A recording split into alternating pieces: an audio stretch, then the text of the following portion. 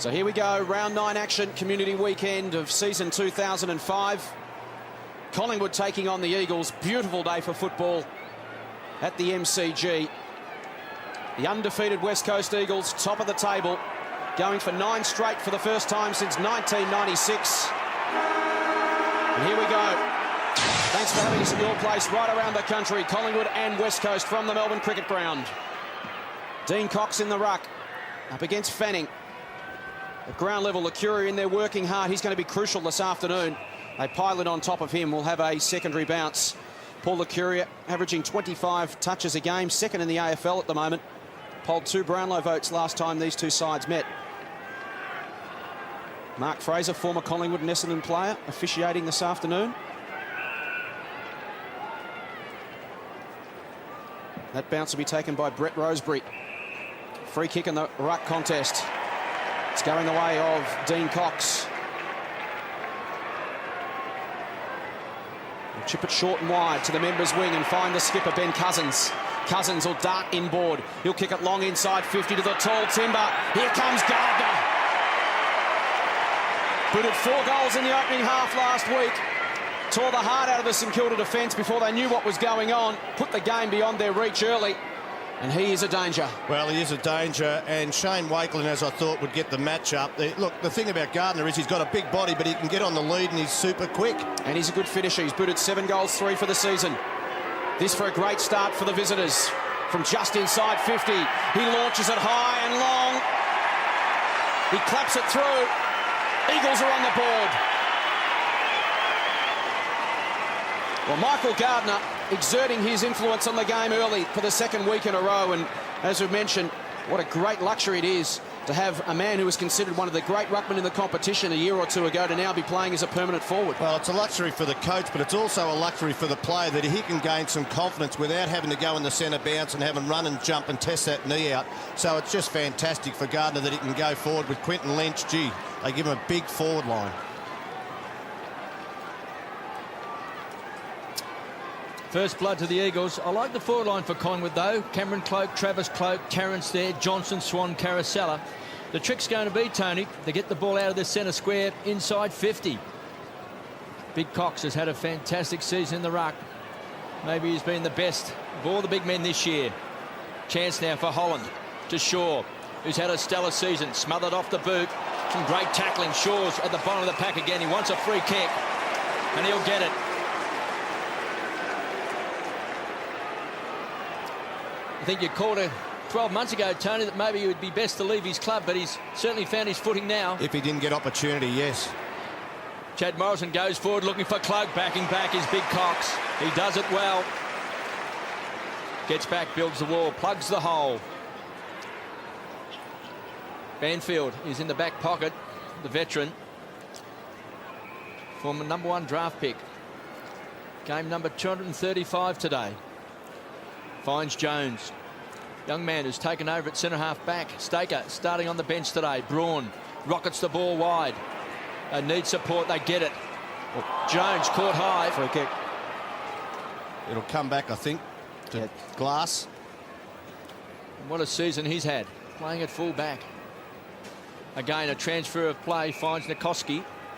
Still inside the defensive 50, so the Pies are just trying to stop this free-flowing run that the Eagles are very good at doing, particularly with that damaging midfield. No Chris Judd today, sitting in the grandstand. Still, they want to pinpoint. And Fletcher, All-Australian last year, averaging 28 possessions. Here's their midfield gun along with Cousins, and here's Big Cox, marks on centre wing. So West Coast controlling the football early, being patient with their movement. Collingwood getting back and trying to man up. Here's Embley. He's polled 3 votes in his last 2 games against Collingwood. Best on the ground both times. And Gardner's corralled to the boundary line by Shane Wakelin. Some of the matchups, James Clement, who we thought might get Phil Matera, he's had that job before, has gone to Ashley Hansen, and Maxwell is playing on Sampi. He might be a bit too quick at ground level. Throw in at half forward for West Coast. Over the back of the contest, danger. Here's Chick. Just eludes Dane Swan. Inside 50. It was a beautiful kick to Hansen. It's a lethal combination when you get a midfielder who are good users of the football and big men who have the confidence and timing to lead. Very, very difficult to stop. Well, that was just great play. The ball came over the back of the pack. Already the clearances are a problem for Collingwood there. The class of West Coast is going to test them, even without a Chris Judd in this team. Well, West Coast, the #1 clearance side in the competition. Collingwood ranked 6th. So first hands on the football will be vital this afternoon for the Pies. Here's a chance for Hansen. Booted 14 goals, 7 for the season. On its way. And that's home as well. Eagles have got the opening 2 goals. Copybook football from the West Coast forward line. Midfield, good, tidy delivery. Big men leading out in a wide open space. They're getting it in quickly, which makes it difficult for Collingwood defenders to zone off. Well, look, it's not Collingwood defenders' fault. They have to get some pressure in the middle of the ground. When you look at the goal scorers, Hansen's kicked 14, Lynch has kicked 10, Embley is a midfield of half forward 12. Tarrant's kicked the most for Collingwood with 17.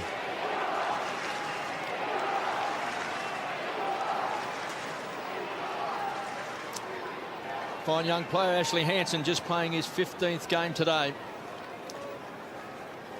Certainly, you've got to make certain the ball doesn't come over the back from those boundary throw-ins, particularly around about the 50-metre mark. Now the whistle is gone, so off the ball, inside the centre square, it's going to Cox.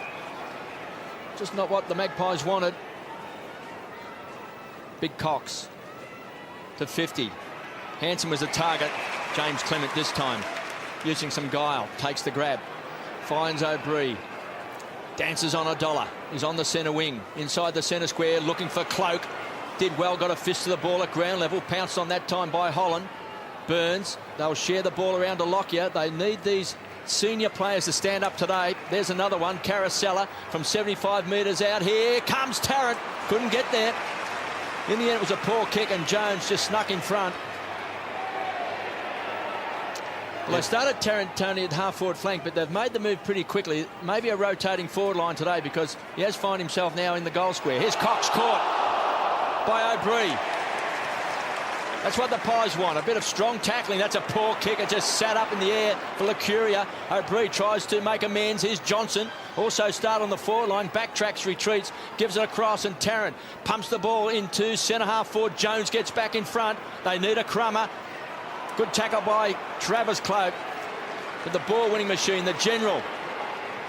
And that's Cousins, comes away from full-back. Beautiful kick without breaking stride, taken by Hansen. Look at the discipline of the West Coast midfielders to get back inside 50. Their own defensive 50. Fletcher, Cousins, all back there. Stenglein helping out as well. Ball's on centre wing for Sampi. Got a couple to beat, and does. Electrifying from Ashley Sampi. Great tackle from Prestigiacomo. Ran him down, the big man. That'll lift the Pies. Brilliant second effort from Presti. And the ball's with Reece Shaw. Handball to Johnson. Now to Maxwell. Through the middle of the ground. No one coming at him. Maxwell to set up. It's wide open inside 50. Tarrant's the target at the back. Some wrestling. He's given away a free kick. Drag Glass down in the contest. Tarrant frustrated. Well, Tarrant said, well, he was holding my jumper at the front. That's why, if I was at behind, why would I hold his jumper? I'd just try and push him under the ball. But the umpire said that he was hanging on to the jumper. Glass short. Nikoski. Banfield, they look to run it out. Banfield takes on Travis Cloak. Good tackle from the big man to centre-half forward. It affected the kick. Storming out, chance now for West Coast. Matera gave it off to Cousins. Back to Matera. Matera from 70 metres out. Goes to the pocket one-on-one. Lynch versus Prestigiacomo. Lynch paddled to his own advantage. He's running out of space. Handball over the top. Chance now for Braun. He's got plenty of room on centre wing. Looks up. Can run to 55, Braun. Can measure the kick. Goes deep to the square. Gardner versus Wakeland. Great fist from Wakeland towards the line. A very well-timed fist from Shane Wakeland. But you're right, Tony. No pressure coming in on Braun. But speaking of pressure, this was fantastic. He's been in great form, Simon Prestigiacomo. Matthew Richardson kicked 1 goal last week when he's been on fire for the last month. He's in the best form of his career. So the Pies having to work hard without the football early. West Coast dominating possession. Lynch through the congestion. Cousins taken down. Here's Gardner. Wheels onto his right boot and snaps a goal. Here's red-hot Michael Gardner. Eagles have got the opening 3 goals. And the contrast between forward lines couldn't be more stark at the moment, Tony. The West Coast forwards are up and about. Collingwood forwards just struggling to find some space. Well, they are. And the other thing, I was just looking back to see where Wakeland was standing. He was in the square. The issue is every time there's a ball in or a throw up in the forward line, West Coast Eagles have got Quinton Lynch or Gardner who can take the ruck work, which means what do you do as a defender? You play off, and then that was a great recovery at ground level for Gardner. Well, I think the golden rule, Tony, is pick up your man. Well, I agree. Pick up your man when there's a boundary throw in and get between your man and the goals. So he's got to get around you. Old-fashioned stuff. Fanning. Get the ball down to Burns, to Licuria. Glass. Just pushed Tarrant off the ball. Kerr. Plenty of run across half-back for the Eagles. Goes wide. He looked like he was kicking to the boundary umpire. He bounces backwards. He's wearing red. And, of course, we did read during the week that if you wear red, it gives you a lot of power. So all power to the umpires today. It's a boundary throw-in on centre wing. West Coast Eagles have started well. 3 straight goals. 18. The Pies yet to score. Burns. Got a roasting from Mick Malthouse a couple of weeks ago. To the half-forward line, and again backing back is Banfield. They get back quickly, the West Coast Eagles. He spots Stengline just outside the defensive 50. Quite happy to hang on to the ball, the Eagles, until something just pops up, and in this case it's Kerr. I think we're going to see a major difference with the foot skills of both of these teams. West Coast are just brilliant with holding the ball. To Banfield. Yeah, he could have gone to Banfield, he could have gone to Cousins, or he could have gone to Chick. So the Collingwood players have got to tighten up. Banfield to centre wing. Getting back that time was Holland. Put himself right in traffic. Takes the free kick. This is where it's stagnant. This is where I think they have to take more risks and try and get the ball in the corridor, Collingwood. See how wide this is. Now, I reckon he may have just got it inside the line there, Cameron Cloke. So it was a good grab. Kick it to the hot spot. See, as long as you hold on, now West Coast Eagles are getting players back in the spot. Dean Cox will get back there. And we can have a look at it there. Dean Cox just 20 metres out from the square. Should mark this ball, I would think. He's going to take an easy mark. In fact, he was picked out by Cameron Cloke. It's a good point that you make, Tony. As soon as you get the ball, Collingwood's got to just wheel around and pump the ball towards goals. We'll certainly pump it towards a contest so players can get to the front of that contest and even get the crumb. Here's Fletcher. Just feigned the hand pass. Edge of the centre square. Drills the ball in. He was looking that time. For Sampi, Kerr was going to be the target. It's been taken away by Johnson. Here's a go for the Magpies. Need to move it quickly. Beat those numbers getting back. Swan versus Nikoski. He's got a couple to beat. The numbers will win out for the Eagles. Jones off half-back. Handball inboard to Dean Cox. Now to Stengline. He'll look up, go to a wide-open forward 50. Zoning off, did well that time, Maxwell. Well done. Got across. Looks okay. Well. Looks okay, Maxwell, Tony. Yep. Puts it out wide in front of Caracella. Now there's plenty of space forward of the football here for the Magpies if he can move it quickly. He can go over the top to Licuria and does. Licuria will want to get on the bike, but good play from Kurt. I think you've got to ignore that. You've nearly got to ignore that pass to Licuria and look in the corridor. Tarrant again forced out wide. 75 from goal. Chip over the top. Cloak one-on-one with Hunter at ground level. Cloak's got to compete hard here and try to hold it in.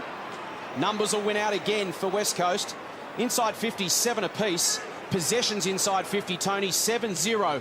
That tells the story of the game. Collingwood have not had a stat inside their forward 50. Well, that's why you've got to get it in one-on-one quicker than what's happening at the moment. Caracella to Lockyer. They'll load up and go again. Wants to draw a player. Does. Gives it over the top to Burns. Here's Travis Cloak. Spun through the Kerr tackle. Handball over the top, back to Lockyer. Now to Johnson. No one at home for the Pies. He's only got Swan to kick to and he's got 4 men to beat. So he does the smart thing and puts it out in front of him. He almost gets there, Swan. Has to hold up and wait for the cavalry to arrive and support. Holland does exactly that. In the end, that's a good result for the Pies. And a clever kick from Johnson. He couldn't sit it up on Swan's head. Decided he'd kick it out in front of him and let him use his pace at ground level. Well, you were right. It was 3-1, so he had to wait till Dane Swan worked into space, and he did it quite well. Frustration early for Mick Malthouse, just trying to get the structure right. Holland got the hands free. Now to Swan from a tight angle. No one back there for the Pies. Cox can gather inside the line. Geez, mobile for a big bloke, isn't he? He's loving his footy at the moment. Leads the game with 7 possessions. Goes out to half-back. Beautiful kick. And finds Hunter. Hunter squares it up to Glass. Here's Cox again presenting. Fletcher.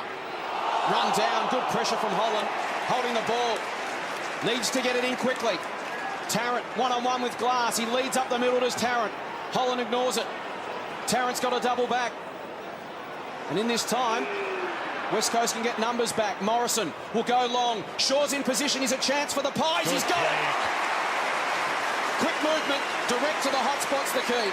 Well, it was one-on-one, Banfield versus Reece Shaw. And now, if these players, and Mick Moldhouse will get to him at quarter time and say, that is the spot. If you just wheel in, as Kevin Bartlett said, kick it to there, and let's see if we can get some one-on-ones. Because at the moment, if you're so slow, they're getting numbers back, and Cox is the main offender for the West Coast Eagles.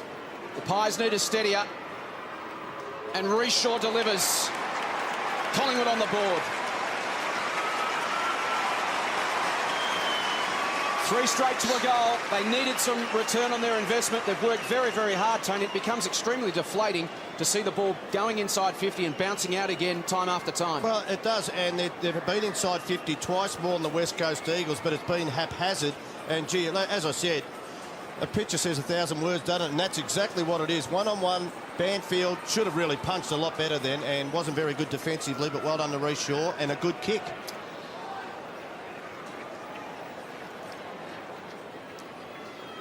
Well, considering, Tony, just how dominant the West Coast Eagles have been in this first term, just to be trailing by 12 points is a bonus. It is. For the Pies. There's Cameron Cloke just taking a breather. Reece Shaw having a fantastic season for the Pies. Again, the bounce of the ball there by Mark Fraser wasn't very high. There's a push out from James Clement. He's got away with it against Hansen. Goes wide, finds Egan, started on the bench. They've just got to keep moving it as fast as they can, the Pies, because they will push back the Eagles. They are very good. Here's Travis Cloke in front. He needed a runner. Quick hands. It wasn't there. He goes wide. Fanning inside the centre square. Has got it. The big man. Just playing game number 3. Spots up Ben Johnson. Collingwood players peeling off very wide, looking for kicks. There's a chance. Carousella, who is clever out in front and usually is a beautiful kick. And this can get the Pies within 6 points. Well, one thing about it, Kobe, if you're going to hold the ball and be slow at bringing in, you have to be super patient, because what's happened, they get numbers behind. Cox was 10 metres out from the top of the square, so that was very good to just look for the short pass. Now, the problem here, it's hard to convert where you are outside 50, then close in the hot spot. Carousella will be shooting from right on 50. He's booted 13 goals for the season. He is a dead-eye Dick.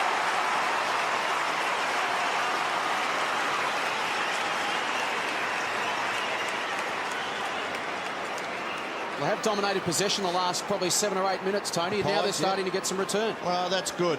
You can just see that, as I said, they were outside. They didn't get it in quickly, so you have to have the patience and hold up until someone can break into a little bit of space. And normally it's right on the 50-metre arc where the 50, you can see the 50 sign, because that's where the space is. They can't cover all areas.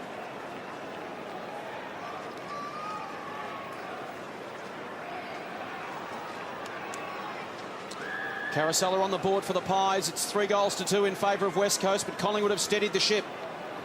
They're not getting smashed in close around the stoppages at the moment. That's important. Clearance is 5-4, so Collingwood holding their own. Bronx cheers for the umpires. It wasn't Mark Fraser that got that bounce right, but we'll take it nonetheless. Carousella towards half forward. Nikoski beat his man. Handball to Wooden. First game for the season. Great smother from Travis Cloke. Set something up for the Pies. Here's Egan. Thought about the handball to Didak. From a tight angle, Didak just misses.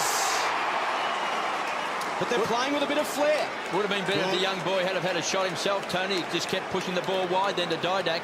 Young Egan, I know he had these first 3 kicks were out of bounds on the full last week, but some stage you've got to have confidence. You're playing at the top level, and when you've got the ball and you're 20 metres out, you can have a shot. Hasn't scored in footy so far, Chris Egan. This is his 2nd game. Could have sold the dummy, maybe KB, but only selfish people like yourself would have ignored the handball. What was he doing handballing inside 50, I don't Tony? know. I got no idea. Well, Kevin could talk about that.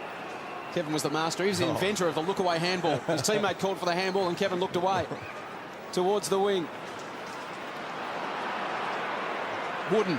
O'Brien puts the pressure on. Again, Collingwood hunting at ground level. They're scrapping well, the Pies, at the moment. Fanning to Johnson to 50. Carousella.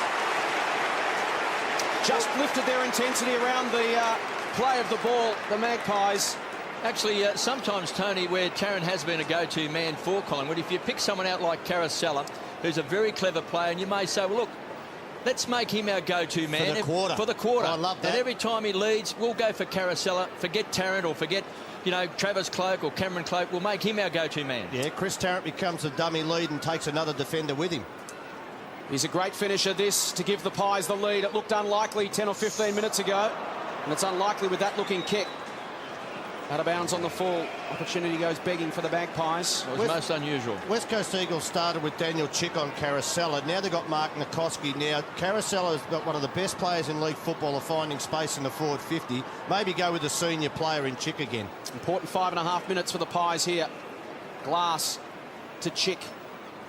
Well-weighted kick. It was great to Fletcher. Did not have to break stride. Hence the ball movement. Nice and fluent down the members' wing. At ground level again, the Pies have got some numbers. Here's Julian Rowe, kick smothered. He's under pressure now. West Coast hunting in numbers. Sampi to Embley. Squares it up to a dangerous position. Coming across his Cloke. And Cameron Cloke picks it off. Can the Pies counterpunch? Well, that's something his father was very good at, David Cloke. Just reading the ball across the half-back line. Would have passed that on to his son. There's a chance. O'Brien goes wide, finds Tarkin Lockyer. Lands in the arms of Holland. Spears the ball in. He was looking for Travis Cloke. And Nikoski paddles the ball over the line, and Magpie fans want a free kick. They'll get a boundary throw in. Gee, I like the way that Collingwood played then. From half-back, they came back in the corridor. Quick handballs, just releasing the ball to the players who are really running hard to get involved. You have to reward the runners, and that's why they moved it from half-back to this boundary throw in very quickly. Young Cameron Cloke has just sprinted up to take this knockout. Got his hands on the ball, looking for Didac. Got pushed off the ball that time. Here's a chance for Lynch, pulled to the ground by Didac. It was a good tackle. Jones was under pressure. Bit of spirit from the Magpies. Hunter squeezed up in the boundary line. Good enough to get the hand pass away. Egan, good, strong running for the Pies. Some quick hands. The Eagles do have the numbers. They can do it very well. Thump back that time. Great play that time by Maxwell. Chance now for the Pies.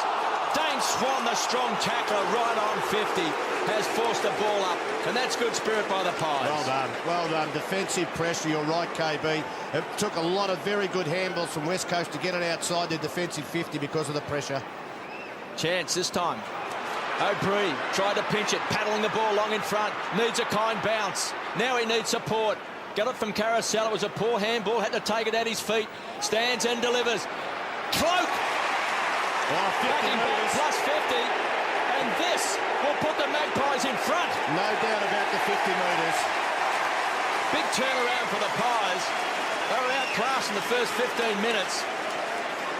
And now Cameron Cloke will shoot from the goal line, and this will put the Pies in front with just under 4 minutes left in this first quarter. Well, I don't know why this hasn't been the way they've been playing all year, with a lot of freedom, and it looks like he hurt himself when he was dumped there, but now that he knows he's going to kick a goal, I bet you the pain goes away quickly. Well, he won't get any sympathy from David, let me tell you, because he was one of the toughest blokes to play. Pies are in front.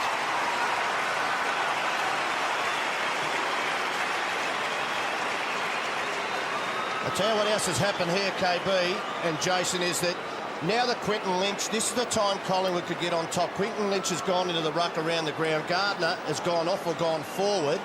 So it means that you can really attack Quinton Lynch. I don't think he covers the ground as well. And it looks like, yep, Cox has come straight into the ruck straight away because of what's happening around the ground. Saw it last week. That was when St Kilda got their surges, was when Dean Cox went out of the ruck. And I'm sure the Magpies are aware of that, as is John Worsfold. Collingwood in front. The key word is pressure at the moment. There's been a discernible lift in Collingwood's pressure, particularly in their own forward 50, to hold it in, to scrap, to create. And West Coast forwards not getting the supply they received in the first 10 minutes. Cameron Cloke in there working hard over the football. They pile it on top of him. We'll have a secondary bounce. Well, Ben Cousins been very quiet, got all his stats in the first 5 to 7 minutes of this quarter. I don't think he's touched it for close to the last 10 minutes. Licuria's been picking him up. Here is Licuria, scrapping with Burns. Stenglein in over the top. You've got to get holding it the out. ball. So here's a chance for West Coast. That's a bit of a harsh decision from Mark Fraser, knowing that he had a Collingwood background, KB. He's wearing red today, sure. Yes, he's got the red colour up, all power. Stenglein inside 50, off the hands of the contest. Embley tries to burst through the Davies tackle. Coxon over the top. Stengline. Chick through traffic from 55. Daniel Chick unloads and kicks a goal. Brilliant finish.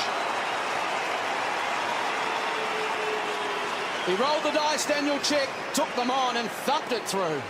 Well, that was against the whole flow of play, wasn't it? Collingwood have dominated for, I think, the last 10 minutes. They've kicked, 3 goals, and Daniel Chick here just took everybody on outside, and that's what he can do well. We know he's a powerful player, and he's kicked that from outside 50-odd metres with about a 3 metres run-up. So, well done.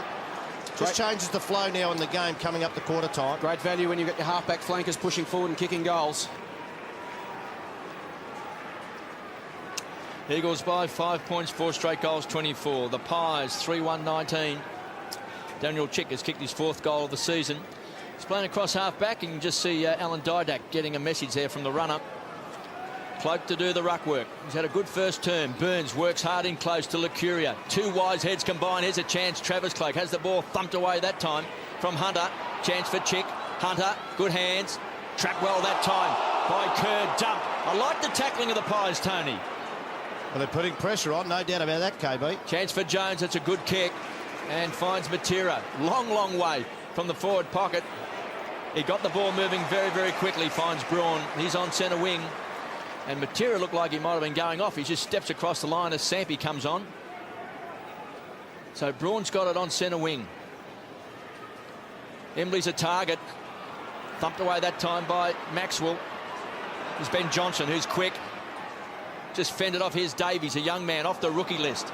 His kick's not good. Braun pounced on it. Good quick hands, finds Cox, runs to 48, closes to 40, hammers it home. It's a bad kick by the young boy, Davies. Ben Davies. Look, they're taking risks. I would send the runner out if I was Mick Moldhouse and say, Ben, all right, you've got to hit your target to this level. I understand what he was trying to do. He was under pressure, no one up the ground, and it just went over his player who was trying to set up in midfield.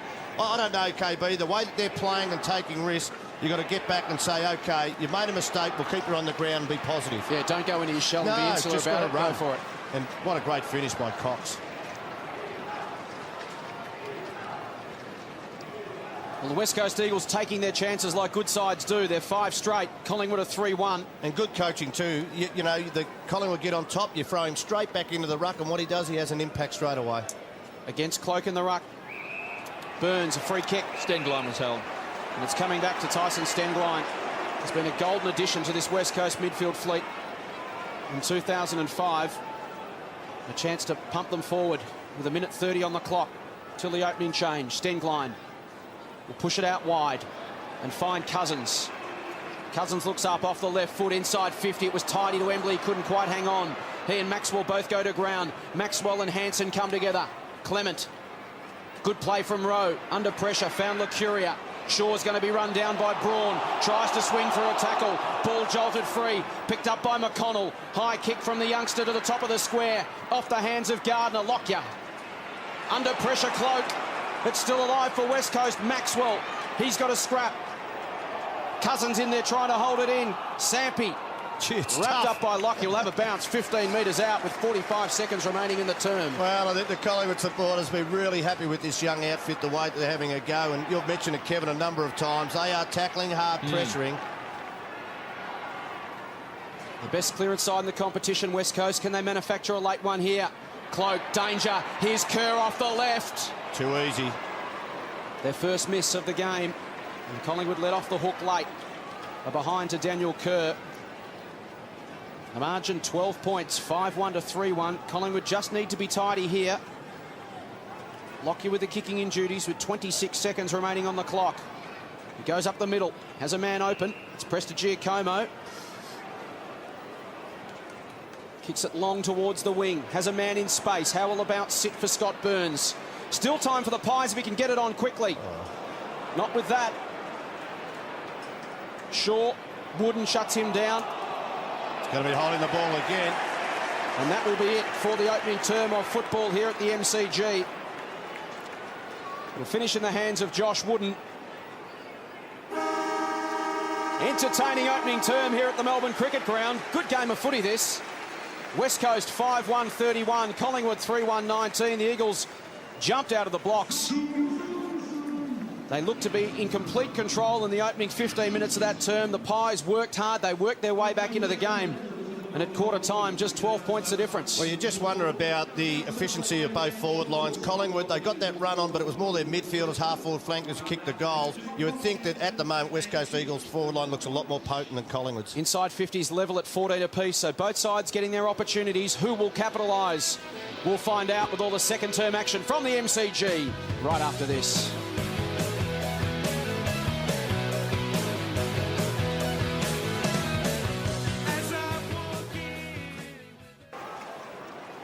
Second quarter at the Melbourne Cricket Ground. Eagles by 12 points. Cox against Fanning. Spills to Kerr.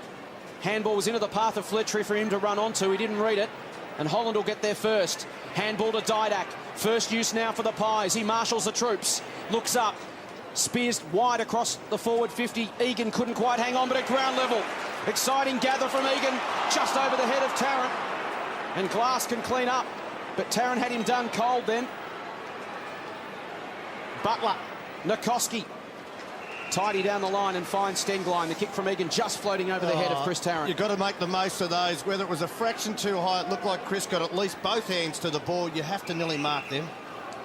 Stengline will go long towards the southern stand wing.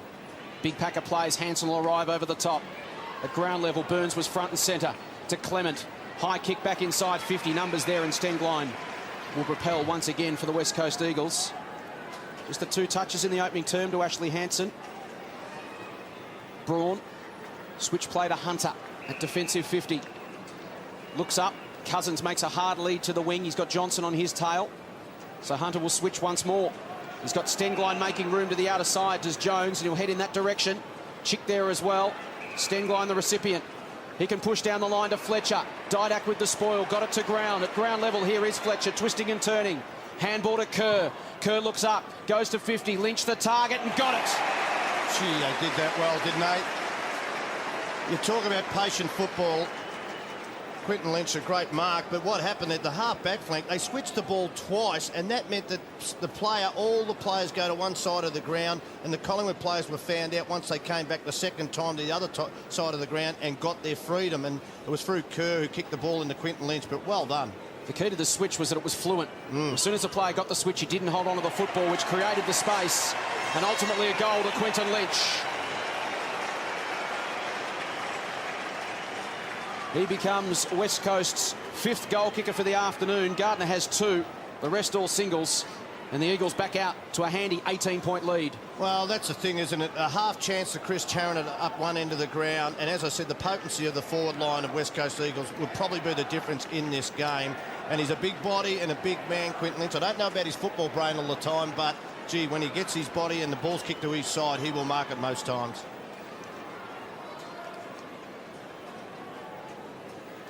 Eagles by 18 points. I liked it when Cameron Cloke in the first quarter was just hovering across that half-back. Across half-back, because they've got these big guns down there. They've got Gardner, they've got Hansen, they've got Quinton Lynch. Just wonder whether the Pies need another big bloke down there just to help out a little bit. You've got to play the ball on its merits, and you've got to make certain that you get across and help your teammate with a big punch from behind. You don't want to have a one-on-one contest. Here's a chance. Great roving that time by Burns. This could bounce through. This could bounce through. That's the thrill of the grass at the MCG. Burns kicks a goal for the Pies. All important, that one, Tony, just to keep in touch. Yeah, look, they're playing all right, the Magpies, and there's a few trends that have happened so far in this game. They know that they can win it and match it in midfield with them and get their time. They did it in the first quarter and didn't capitalise. That was great front and centre work by Scotty Burns. Criticised by the coach a couple of weeks ago about his performances, but, gee, he's a warrior. The other thing is, you know, if Fanning and Cloke can get into that forward 50, Cox is dropping back a long way, they can be utilised. Vital goal to the Pies. Just keeps them in touch. 12 points the margin. Scott Burns with his 6th goal for season 2005. Cox got the tap. Holland runs onto it again for the Magpies. Goes towards 50. Working out hard on a lead was Rowe. Had his man beaten. Went back and got it. Travis Cloak on the right boot to the top of the square. It's bouncing. It's across the face of goal. And Nikoski can't quite keep it alive. Not sure of his intentions. Disguised it pretty well. It'll be a throw in. Well, you said, I think, West Coast #1 in clearances, Collingwood #6. So they'd be confident, even at #6. You wouldn't be that far away from West Coast in numbers. And that's what they've done pretty well out of the centre bounce so far. Well, Holland and Burns have both done well, Tony.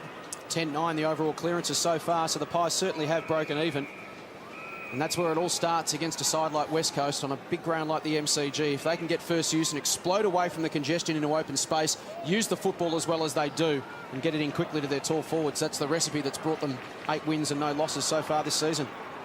Hunter over the top, fisted back towards the line, and will set up once again. Well, the thing is, when you get the clearance, the opposition have to chase. And I don't care how quick you are as a side, when the opposition's got the ball in their hands, you look slow. And we just forget that sometimes. We think leg speed's everything. Cox to the front of the contest. Burns read it. Farmed it out. Snap from Holland will bounce to the square. Tarrant wrestling with his man Glass. Glass, a little handball, was clever. To Chick off the outside of the boot. Braun versus Shaw one-on-one. Handball missed the body of Stenglein. Didak outnumbered. Chick to Stenglein, was taken over the shoulder, Daniel Chick.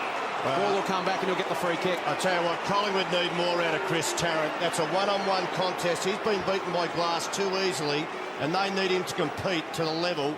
He's a high-priced player and a player that they need to really stand up today. Didn't really look right to me then, Tony. He just looked like he was... I know there was some doubts about him coming into the game.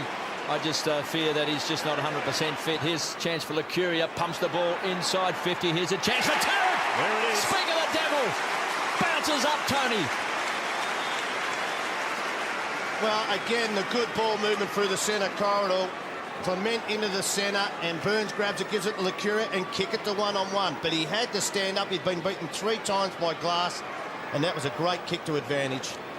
Chris Tarrant from just 10 metres out to get the Pies within a kick. Kicks a goal.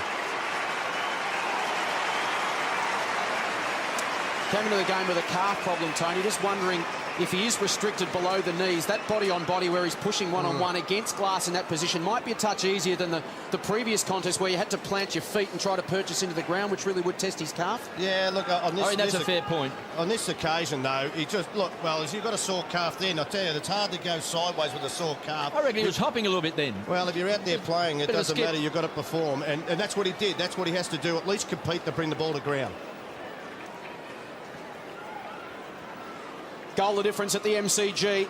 Chris Tarrant gets his first. Collingwood second for the second term. And we've got a good contest here right around Australia. Saturday afternoon football. Beautiful day. Good crowd in and a great game. Kerr gets it forward. Cousins read it well. Johnson ran him down. Sliding in was Fletcher. Slick hands. Ends up with Embley at 50. In game number 100. Goes towards the goal square. The big man Lynch. Gee, that's strong. He is a big unit. Prestigiacomo is a big man himself, but we've seen twice now when Lynch does plant his feet, hold his body position, he's incredibly difficult to shift. Well, that was just total body strength. Total body strength, a little bit of a push right at the last second before he's going to mark the ball. This is a hard conversion from this side of the goal. Just needs to think his way through it. Not that time. Across the face, which is a much tougher kick than kicking a goal from that position, but he's put it across the face for a minor score. It was good defensive play by the Collingwood players then. Tarkin Lockyer. Who was the other Collingwood player, Tony? Was it Holland? Inside the corridor. Inside the corridor, came in, made certain he couldn't run out. They really put pressure on Cox, on Quentin Lynch then, that he actually had to do the check side kick. Johnson gets the screen from Clement, gains 20 metres, kicks long to the centre of the ground. Love that Need kick. a mark. It was good direct football. Wakeland's got it. Needed the runner peeling off. It was Holland. Burns. Back to Burns from Holland. Now through the middle of the ground. Goes towards 50. Drifting back with courage was Butler. And he cuts it off. Handball missed the body of Nikoski. Puts him under a little bit of pressure. Rowe pushes into the line and forces the kick wide.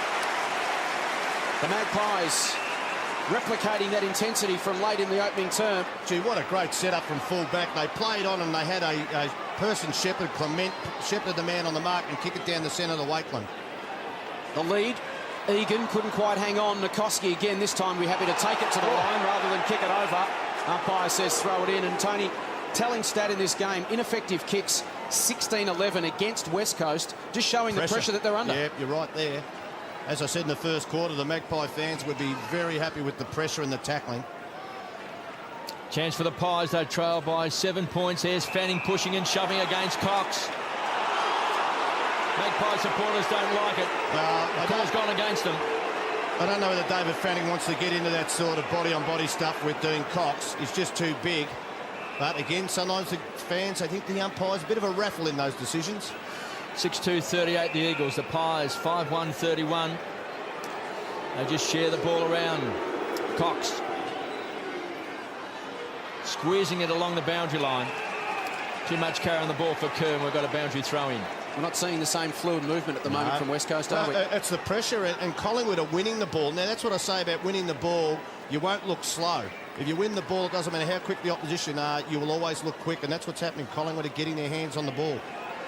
Just over 14 minutes left in this second term. Fanning did well in that contest. Second effort by the young man. Hammers the ball back inside 50, looking for a kind bounce. Cloak has got it. Travis gets the ball across the road. Two young guns combined. Travis Cloak, quick snap.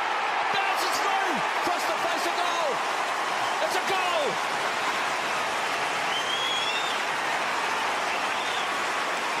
Travis Cloak just combining there. That was good stuff. And it's coming from pressure. And we're a bit excited about Collingwood's performance. They're sitting on the bottom of the table against the side undefeated in the competition. And here we are with Julian Rowe. 14 minutes played in this game. That is the future of Collingwood right there. Travis Cloak comes out, meets the ball. Julian Rowe goes to it, handballs to Travis Cloak. That is the future of the Collingwood Football Club. Point the difference at the MCG. Magpies have booted 3-1 in this second term. We've played 11 minutes. As Mick Malthouse, Nathan Buckley watch on. Ben Cousins spent a lot of time in the forward line. He hasn't been on ball that often. Fanning got the hit out. Cox wins it at ground level. Towards centre-half forward. Hansen been well held so far. Clement, free kick in the back. It's coming back to Ashley Hansen with just his third touch. Gee, I don't know how you're supposed to spoil the ball, but the umpire said it was in the back. Wide open forward line. We've got some tall timber there at the top of the square. Lynch will lead out now from full forward. Matera leads out and Gardner stays one-on-one back in the square with Wakeland. Collingwood one-on-one with Burns, the loose man inside defensive 50. Cousins gets a screen, gains some territory, goes deep, and Fletcher, well, just got away from Brody Holland. Lost body contact, and Fletcher's got it 20 metres out. Well, Brody Holland's thinking that Fletcher's only damage is going to be outside the corridor, Kay. But, you know, sometimes you get, not wrong-footed, but the kick goes where you just cannot do anything about it. And then Fletcher doubled back to the centre corridor. You can see him, he was playing in front. You're right, he probably had to touch him half on the side of his body to make sure he was outside the corridor. Fletcher re-establishes some breathing space for the Eagles. He's got his first. West Coast responding to the challenge. I suppose the only thing, Tony, when Cousin goes onto his left side, the ball's going to travel left to right, isn't it? He's going to bring the ball back in. But it was a bit of a float. I reckon you're right. I reckon he had him covered, but it was just the kick. Just the kick. The thing he had to do was make sure, all right, if I'm going to go with him, I have to be on that side of his body that if he wants to double back, you block him to get back in there.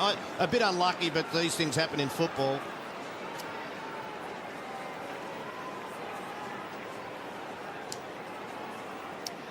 Eagles by 7 points, 44 plays 37. John Worsfold just looking on. More resistance from this young Magpie side than maybe what was expected. Chance for Stenglein, goes to ground. Cousins now having a run on the ball, dragged down. Rowe, quick kick towards centre half forward. Travis Cloak runs onto the ball, didn't quite hit the target. Back to Fanning, growing in confidence for the young man. Pumps the ball back inside 50. Swan went to ground. Here's a chance for Tarrant. A look away hand pass. Courier will kick a goal.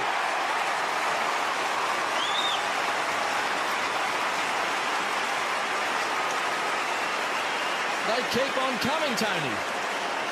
Fanning's done well. Oh, that was great work, wasn't it? Recovery. And what he did, he was going to kick the ball quickly. Think he was under pressure. You can see, just looked up to see. He had a bit of poise. It didn't come off too well off the boot. But this is what I'm saying about Chris Tarrant. He has to win those one-on-ones on glass, or at least compete, and very smart handball to Lucuria.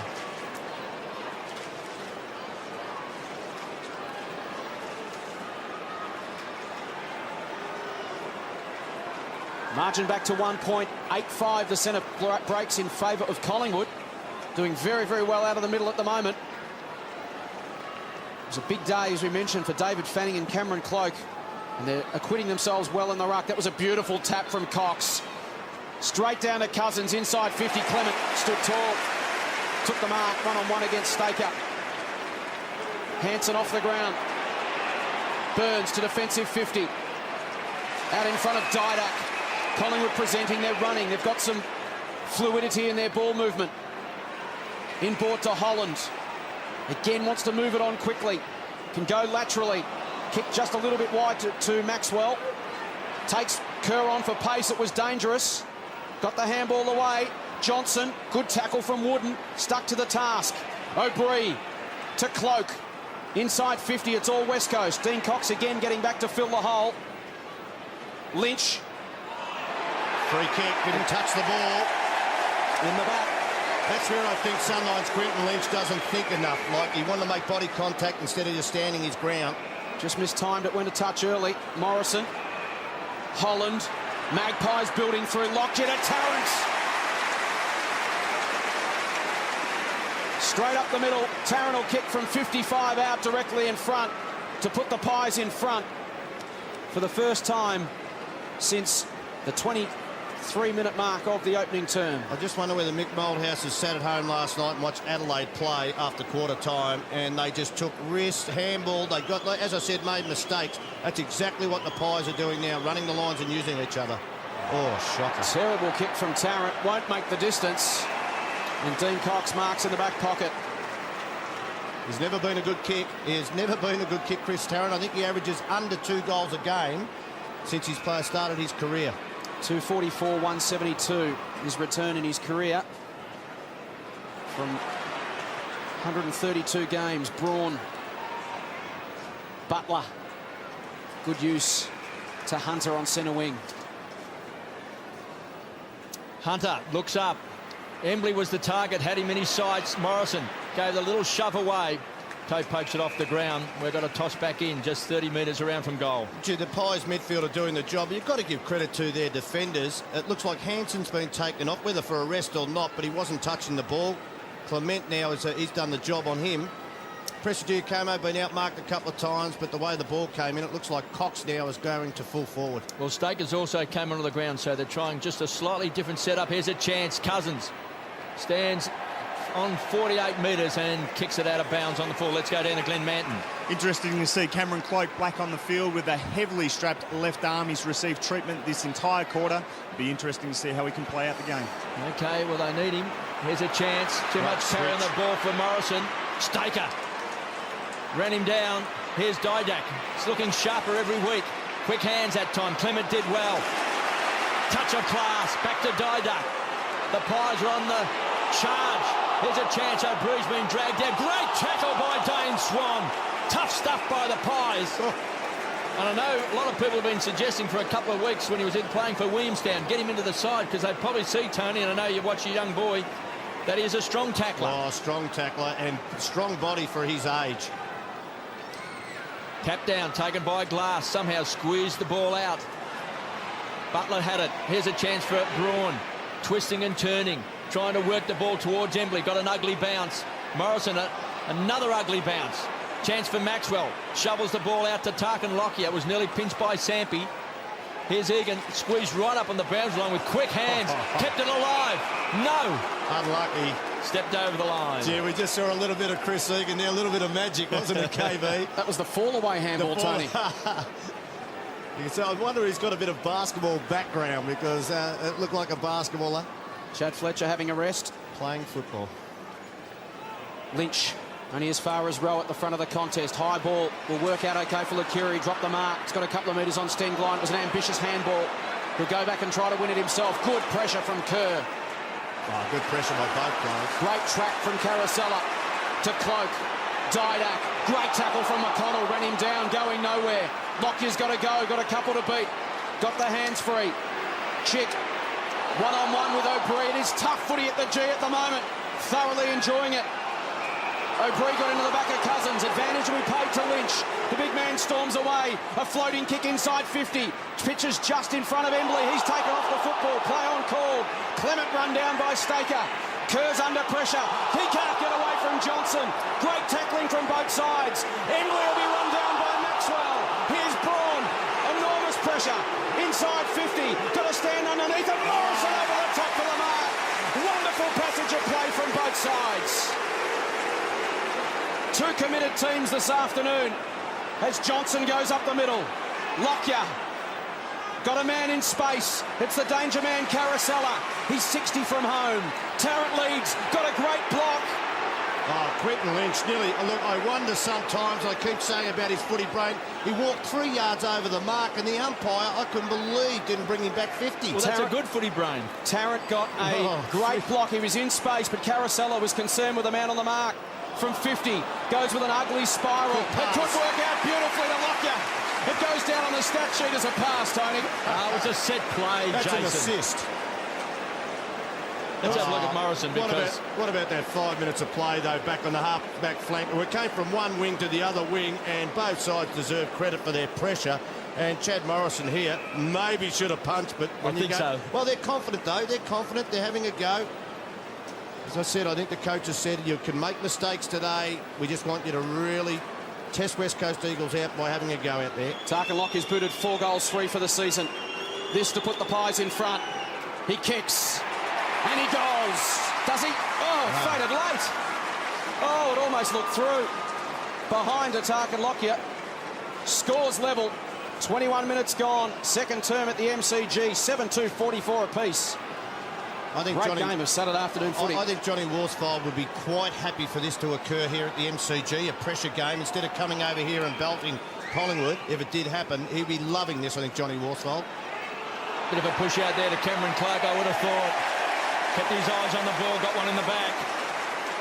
He is a young player. He's got immense talent. And he can kick a long way. Tarrant's in the square by himself. Here's a chance. Loaded Cameron up. Clark. Big kick. Searching kick. Penetrating kick. And getting back and taking the grab that time was McConnell. Just playing his second game to Cousins, the playmaker. His partner in crime is Fletcher. Staker made a hard lead, so did Gardner. He's looking for Embley. Good defensive play by Wakeland, made it a contest. Embley keeps it alive. Here's a chance at Hansen. Couldn't hit the target. Fletcher, Tarkin Lockyer, tackling hard, so's Morrison. Toe pokes off the ground. Chance for the Eagles. Prestigiacomo under pressure. Hammers the ball back, but waiting back, building the wall is Wooden. He's outside 50. He likes to kick a goal too. Josh Wooden. Going right to the line. Wakeland from behind with the big fist. Burns put his body on the line. Sampi was at the bottom of the pack. They pile on top, and we've got a ball up just a few metres out from goal. But Mark Fraser's happy he's not bouncing this one. Chris Tarrant just asking a question. I think height's the problem with his bounces, isn't it? Not misdirection on him. Gardner to do the ruck work over the top. Chance for Johnson, pulled off the ball. The Pies are away. O'Brien with pace, heads for the boundary line. Happy to see it tumble over for a boundary throw in. Let's go down to Glenn Manton. Well, you can forget train spotting. I've become a cloak spotter, and I've watched Cameron very closely this quarter, and he is unable to use his left arm after this incident that occurred in the first quarter, I should say, rather. So it'd be very, very intuitive of the West Coast Eagles to target him, make him contest the ball above his head, because he's unable to use that left arm to its full potential. Reminiscent of the Corey McKernan shoulder dislocation back in 1997. Well, he certainly is still in the ruck. Here's a chance for Fletcher. Floats the ball in. Gardner looks dangerous. Pack of players just 10 metres out from goal. But again, Clement with a great tackle for Collingwood. That's been the feature of Collingwood's play today. That is the perfect tackle. You get one arm tucked in, so they either have to throw the ball or it is holding the ball, and that's what happened. Tackles today, KB, 24-12 in favour of the Magpies. Well, that's been the feature of their play. Here's a chance. Swan can just chip it over the top. Johnson run hard. The juggler's got it, goes short. Finds Morrison. He's across half back. Pops it in for Davies. Young man who came off the rookie list. Pops it up high. On the stretch that time was Burns. Just working the ball through the centre square for Collingwood. Burns to centre half forward. They need a high flyer. They need Didak, who has looked very dangerous today. Needs a kind bounce. Squeezed up, and Chick is a strong tackler as well. Egan gets bowled over. Cousins has to kick hurriedly. Again, a great chase and tackle. Another one by Travis Cloak. Pies are applying enormous pressure, and the whistle's gone, and Cloak will take a free kick. That was Quinton Lynch again, and I keep saying it, KB. Sometimes he's got no awareness of what's around him. Big kick from Cloak. Big kick right to the line. Thumped back that time by Banfield. And we've got a boundary throw-in. It's exciting football, isn't it, to see both sides throwing themselves in, doing the defensive work, but at the same time, both trying to make the play. Both coaches will be happy because the challenge is set for West Coast Eagles. Johnny Worsfold's always loved that, and Mick Moldhouse couldn't be any more proud of the effort from the Pies. 3.5 minutes remaining till half-time. Tarrant to a dangerous position, and to a dangerous man, Burns, but he went to ground. Carosella, hand was important. He'll benefit with a goal. The Pies are in front. Carosella gets his second. It was an important little hand in there. Just deflected the Ben Cousins handball, then got back on the end of it to finish the job. Well, Scotty Burns, he's been criticised a couple of weeks ago as a senior player not standing up, and it was a good little handball here. Quickness out to Carosella. Look at the stats for the midfielders at Collingwood. Holland's had 16, Burns has had 16, Johnson 12, so they've had it plenty of times. They are matching the midfield of the West Coast Eagles. Midfield possessions in the second term, 78-57 in favour of Collingwood. Significant difference after West Coast controlled it early. 8-2-50 the Pies, 7-2-44 the Eagles. Collingwood by 6 points. Here come the Pies. O'Brien hammers the ball deep into the forward line. Tarrant! He's come good, Tony. And he had to. He had to stand up for his teammates who were getting a lot of supply into him, and Darren Glass had done the job. But this quarter, you can't stand up against this onslaught. As again, another centre bounce clearance. The West Coast Eagles have to get some, well, they've got strong bodies in there, but better, and Tarrant kicks another goal.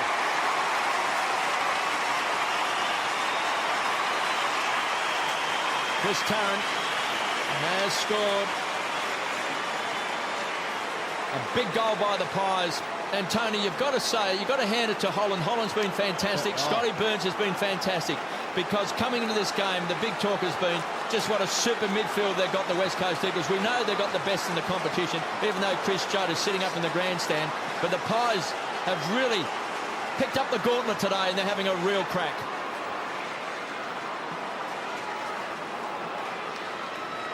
Well, Holland's had the job on Fletcher, and he's had 16 possessions. Now said Chad Fletcher 11 to this stage of the game. Inside 50s for the second term, 15-9 in favour of Collingwood. They have dominated the run of play in this second quarter. Still 2.5 minutes remaining. West Coast need to hold all of a sudden. McConnell under pressure. Butler, in fact, it was. And holding the ball against Sam Butler. Pies want to move it quickly. Inside 50 from Swan. Off the hands of Carosella. Tries to butter up at ground level. Gets it to boot quickly. Numbers back there for West Coast. Just need to steady down. Banfield. Wooden one-on-one against Davies. The youngster did enough to get it to ground, and the ball found the line. Well, even then, Drew Banfield, just to get the ball out of his area, said, I want to put the pressure somewhere else. So they are under the pump, the West Coast Eagles. Carosella just misjudged that ball, Tony. Yeah. His opponent went to ground. I think it might have even been Hunter who went to ground, or Nikoski, and just somehow just didn't quite, was able to get the ball in mid-flight. Cox went looking for Stengline, but he fumbled it under enormous pressure, and will have a bounce. The question's going to be asked why the Pies haven't been playing this style all year, risk-taking style. You know, you get to the stage where you're 1-7, And the year's nearly over. This is what they can do if they're given the freedom. Again, Dean Cox got hand on the ball. Went to Fletcher. Pumped little handball out into the path of Braun. Under enormous pressure from Carosella. Toe poke to his own advantage. Now the skipper to run onto it one-on-one with Johnson. Over the top of it they went. Rowe to O'Brien. Little kick to the advantage of Reece Shaw. Can gather at 55. Wants to get back on his right boot. Handball to Johnson. He wants to set up as well. Goes inside 50. It was neat and tidy. Morrison couldn't hang on. It was good pressure from Banfield. Over the top of it. Carosella wraps him up to hold it in. Ball up. Did well then, Carosella, not to give away a free kick. There's Chris Judd watching on. His side trailing by 12 points inside a minute to half-time. Just wonder whether Michael Gardner might be, just for 5 minutes, push up the centre half forward, give him a big target across there. A bounce. One last chance for the Pies. Cameron Cloke paddled to his own advantage. Chad Fletcher, sensing the danger, got across and conceded the rush behind. Collingwood lead by 13 points. It's their biggest lead of the game. After West Coast led early by as much as 18 points. Still danger. Free kick in the back. Very lucky. They are feeling the pinch at the moment. Braun's dropped the mark at ground level, and unluckily one of the Collingwood players fell on his back. Carosella. Could have been an easy goal. Nikoski steps inside Davies. Uncertain of his options, has to kick to a contest. Working hard was McConnell. Got there on the half volley. Good tackle from Rowe. Couldn't get boot to ball. We'll have a throw in with 21 seconds left as we head down to Glen Manton. Looks like Braun may have dislocated a finger in that incident there up in the back line, so not a good move for the West Coast going into the half-time break. He's had a tough fortnight, had a horrible corky last week and was in grave doubt to play this afternoon. Cox disposed of his man. Wooden, Embley, chance for one last roll of the dice for the Eagles to the goal square. Presti gets back, great fist away from Lockyer. Matera was lurking with intent. And with 8 seconds left, the Collingwood defence now under pressure to hold before half-time. Well, Tarkin Lockyer, he's done a great job on Peter Matera. He's had 3 possessions, Peter Matera, and has not kicked a goal. So well done to Tarkin Lockyer. Be worried about leg speed. Gardner, Cloke, Swan, Embley got boot to ball. Out of bounds on the full. I think Cloke has got to realise, don't push the ball towards the goal square. Push it towards the boundary line. Push it away, because even though he had a teammate there, the ugly bounce of the ball all of a sudden gave Embley a chance. No one on the mark here of Swan. Siren will sound. And Collingwood will head to the half-time break to the rapturous applause of the Magpie Army. They booted 6 goals, 2 to 2 goals, 1 in that second term to turn a 12-point deficit into a 13-point half-time advantage. Collingwood 9-3-57. West Coast 7-2-44. For the Magpies, Carosella and Tarrant have 2 goals apiece. Singles to Burns, Lucuria, Shaw and Travis and Cameron Cloke. While for West Coast, 2 goals to Michael Gardner early on in the game. Singles to Fletcher, Chick, Cox, Lynch and Hanson. 9-3-57. West Coast 7-2-44. Both coaches have positives to take out of that opening half. As you mentioned, John Worsfold knows his side is in a contest and a real scrap here at the MCG. It's a good test for the unbeaten Eagles. Half-time at the G. The Pies by 13 points.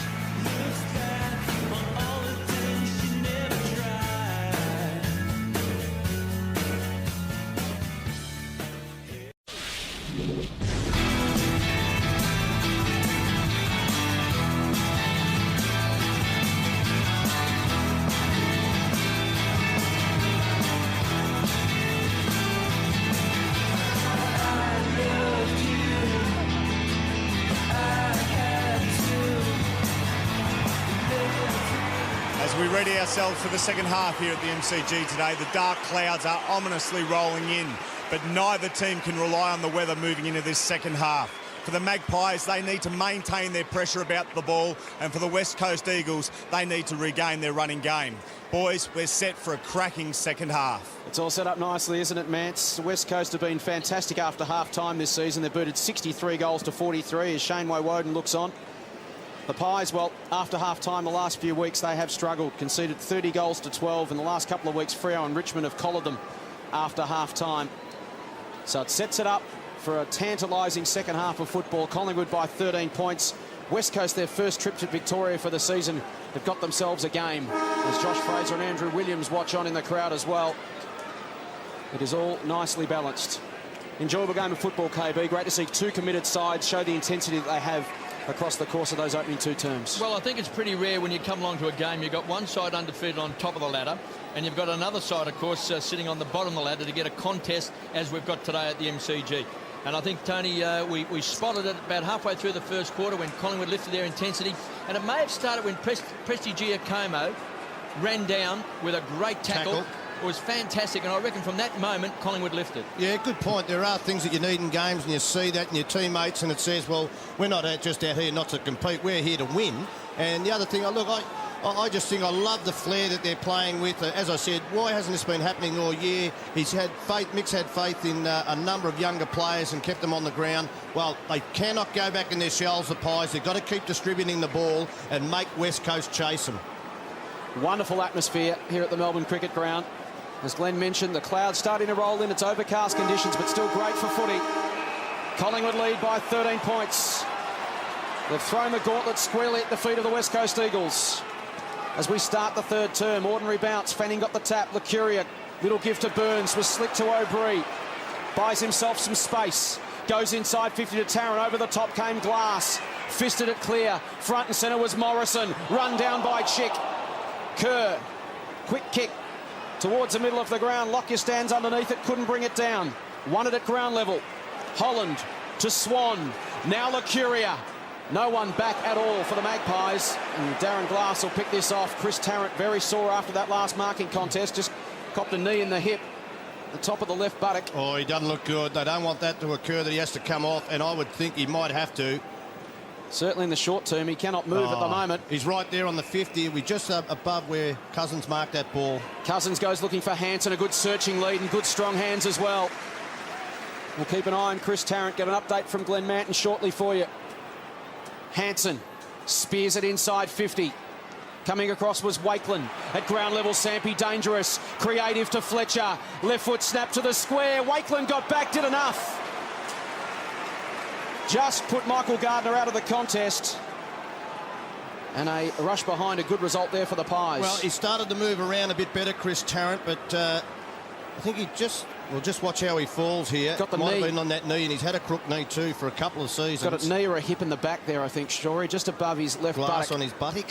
Gee, that hurts. Glass on the buttock. Pies by 12 points. Taken away by Swan, who's been very strong in the clinches today. For the Pies, Wakeland. Casual bounce, just weighing up the options. And one appears in the shape of Chris Egan. Young man with long arms, long legs. Goes wide. The run comes from Johnson. Hammers the ball in. Here's a chance. Playing in front that time. Is pulled off the ball. No free kick to Tarrant. Collingwood fans wanted it, and Tarrant is remonstrating, saying, what about that? I think the umpire felt he may have thrown himself back. Let's have a look here. Well, wrapped up, he's got his arm over the shoulder and then pulled off the ball. Bit unlucky, and they've just seen it on the big screen. As we see Travis Cloak doing the ruck work. Quick snap, Carousella. Wrong side of the post. In fact, it has hit the post. Through for a behind. So some boos going around the ground because when they showed it on the big screen, Pied fans were unhappy. Initially, I thought it was Tarrant who did hold the arm, but then it was over his shoulder. The only thing he didn't have was a saddle on his back. Yeah, Brett Jones should consider buying Chris Tarrant dinner and a movie before he tries that sort of manoeuvre on him. Jones straight up the middle, turn it over. And Carousella can go back from right on 50 directly in front. And Chris Tarrant has just walked up and said, there you go, son. That was pretty weak, and oh, this is good. They're doing it physically, and now they're doing it verbally, the Pies. Plenty of fire and intensity in the game from both sides. Good challenge here for the Eagles. They are a very good football side. A chance for Blake Carousella to kick goal number 3 for the afternoon. This for a very handy start for Collingwood. From directly in front. He gives it a ride, can't quite bring it back. And the opportunity goes begging. Blake Carousella with 2 behinds in this third term. If Collingwood can just sneak the first goal or 2 in this third quarter, it really will put the acid on West Coast. The margin at the moment, a pretty manageable 14 points. We know West Coast capable of exploding and kicking quick goals in a hurry. Jones, long outside 50 this time. Morrison picked it up, gave it to Johnson. Inside 50 to Tarrant. And Chris Tarrant will kick from 40 metres out. A very kickable angle.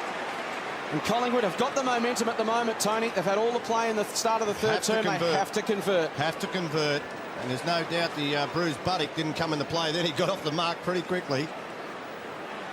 Well, if he can kick this, it'll be a pain in Glass's buttock. And he has.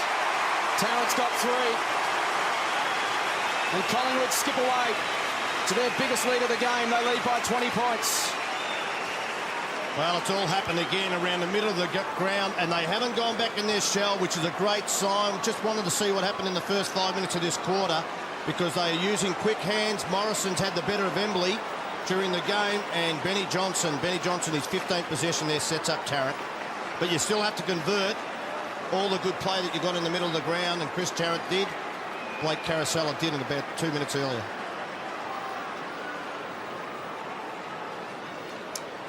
He's booted 3 goals as Chris Tarrant, and the Pies have a sniff. This could be a big boil over. West Coast Eagles undefeated going to this game. Collingwood sitting on the bottom of the ladder. And we've been talking about priority picks. Well, they're playing with a passion today. The Pies, Banfield had it and lost it. Kerr, quick kick, had to hurry it. Chance for Tarkin Lockyer. Got the bounce he wanted. Round the corner, bouncing ball. Egan trying to get there for the Pies. Pushed over that time by Chick, just thumped him over the boundary line, taken away by Embley, gets the ball back, some twisting and turning. This is Butler from half-back, kicks down, looking for Hanson, over the top, what a grab by Kerr.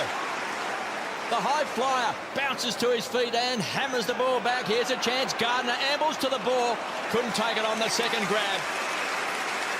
Waitland was in the contest, and we've got a boundary throw-in. Well, you talked about Prestigiacomo running down Sampi, and that was a turning point. Well, that mark from Daniel Kerr could be just that, KB. No thought of his own safety and running back with the flight of the ball. Boundary throw-in just 10 metres around from the Eagles' goal. Big Fanning trying to take the front position against Gardner, who wins the tap. Cousins hits the ball hard. Great handball, great snap, great goal by Sampi.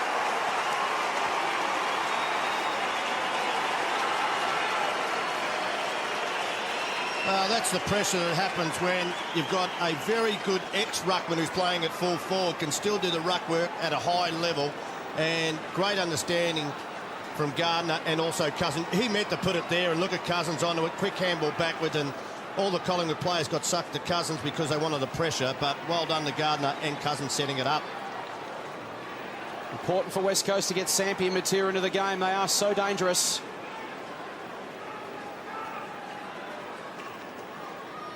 Ashley Sampi reduces the margin to 14 points with his first goal of the afternoon. The Eagles keep in touch. Pressure game at the MCG. Neither ruckman an effective tap. Kerr did well, got it out to Cousins. That was clever play. Cousins has got some space in the middle. Kicks to centre half forward. Clement stood tall one-on-one. He's had the better of Hanson today. Goes out to Lockyer. Collingwood moving the ball much smoother than they did early in the game, and here's Tarrant, 75 from home. Again, he wants to get on his bike and wheel around to move it quickly. Didak in good position. Chick over the top, got a fist to it. Kerr at ground level gathered. And will tidy up for West Coast. He's lifted. High ball, dangerous one for Cousins, look out! 2 Collingwood players went at him in the air. Umpire said it was a chopping of the arms, and it'll be a free kick to the West Coast skipper. Gee, in the way this game's been played, that was a pretty soft free kick. Got up a little bit sore, Ben Cousins. Kick over the head of Gardner. Waitland back onto it. Will fancy himself against Gardner. The big man did well. Forced him to release the football to Lockyer. Lockyer will go inboard. Here's Lacurio on centre wing. Handball to Johnson. Little shimmy of the hips, got himself free. Swung through one tackle. Fierce from Sampi. Forced a turnover. Kerr to Fletcher. The Eagles lifting. Fletcher gets it back from Butler. Goes towards 50 on the lead. Great football. Lynch couldn't quite hang on. Under pressure from Prestigiacomo. No free kick. Presti stood tall. Handball to Holland. Now to Morrison. Now to Lockyer. And Collingwood are away. Numbers went out for the Pies. Paul Lecuria's got it. Through the centre square. He's looking for Tarrant. Here comes Tarrant. Just couldn't quite get to the fall of the ball. Carousel has been a danger man today. Taken away. Cousins winning plenty of the ball in this third term. Beautiful kick. Sets it up for Embley. Just ambles away from centre wing. Measures the kick towards centre half forward. He's looking for Gardner, thumped away. Pounced on this time by Swan. Rockets the ball to Lucuria. Big turnover for the Pies. Didak. Thumped away that time by Chick. That was great defensive play. They pumped the ball back. It comes from Braun, looking for Gardner. Swan's going to make it a contest. Sampi dragged to the ground by Wakeland. Great pick up by Fletcher. Runs to 50, spears the ball in. He's looking for Lynch. Presti Giacomo, desperate, stood up when it was counted, and Rose got it for the Pies. Take a breather, take a breath as Collingwood come forward. Here's a chance. Egan, young man with plenty of spring in his feet, bounces around on centre wing, goes short, finds Johnson, can run with the ball. Tarrant says, kick it to me. It's a floater. Tarrant pushing and shoving over the top that time. Carousel was there, bounces to his feet. Chance for Burns. Met front on that time by Daniel Check. Stood up in the tackle, and there's a ball up 35 metres out from Collingwood's goal. Well done. Presti Giacomo, Clement, and also Wakeland in defence for Collingwood. Their men got on the lead, and they just got a fist in 3 different contests. Pies by 14 points. Didak, third man up. Hunter cleans up for the Eagles. Gives it across to Braun. Charges through the centre square. Gardner pleading for the ball. Keeps on running, maybe too far. Gets away with it. Hammers the ball back.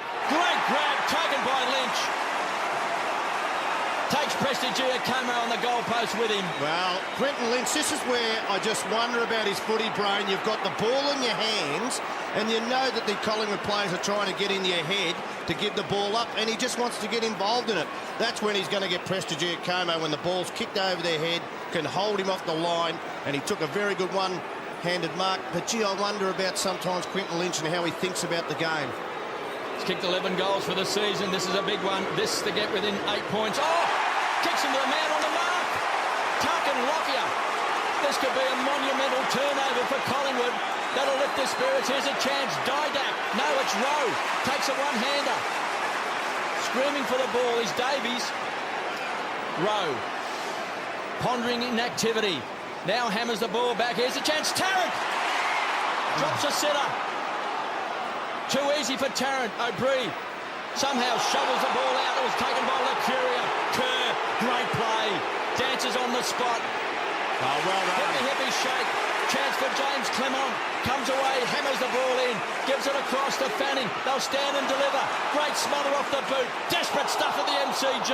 Taken away by Cox. It was a look-away handball. He finds Banfield. Have to go backward. Nikoski gives it across to the Cousins, the general. Can he set it up? He can. Across half-back. He gives it to Hunter.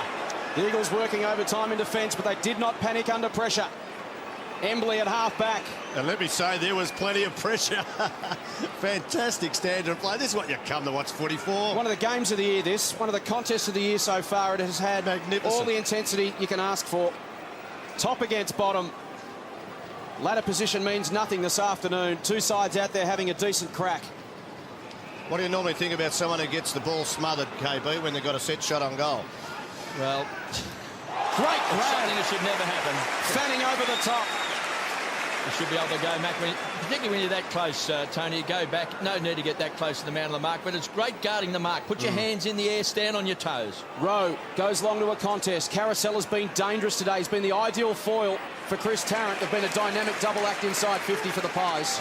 Look, this game has got everything at the moment. Both defences are trying to hold up, and Collingwood, I thought, getting on top at the moment against the West Coast Eagles. But, yep, everything you want to see in a good game of football.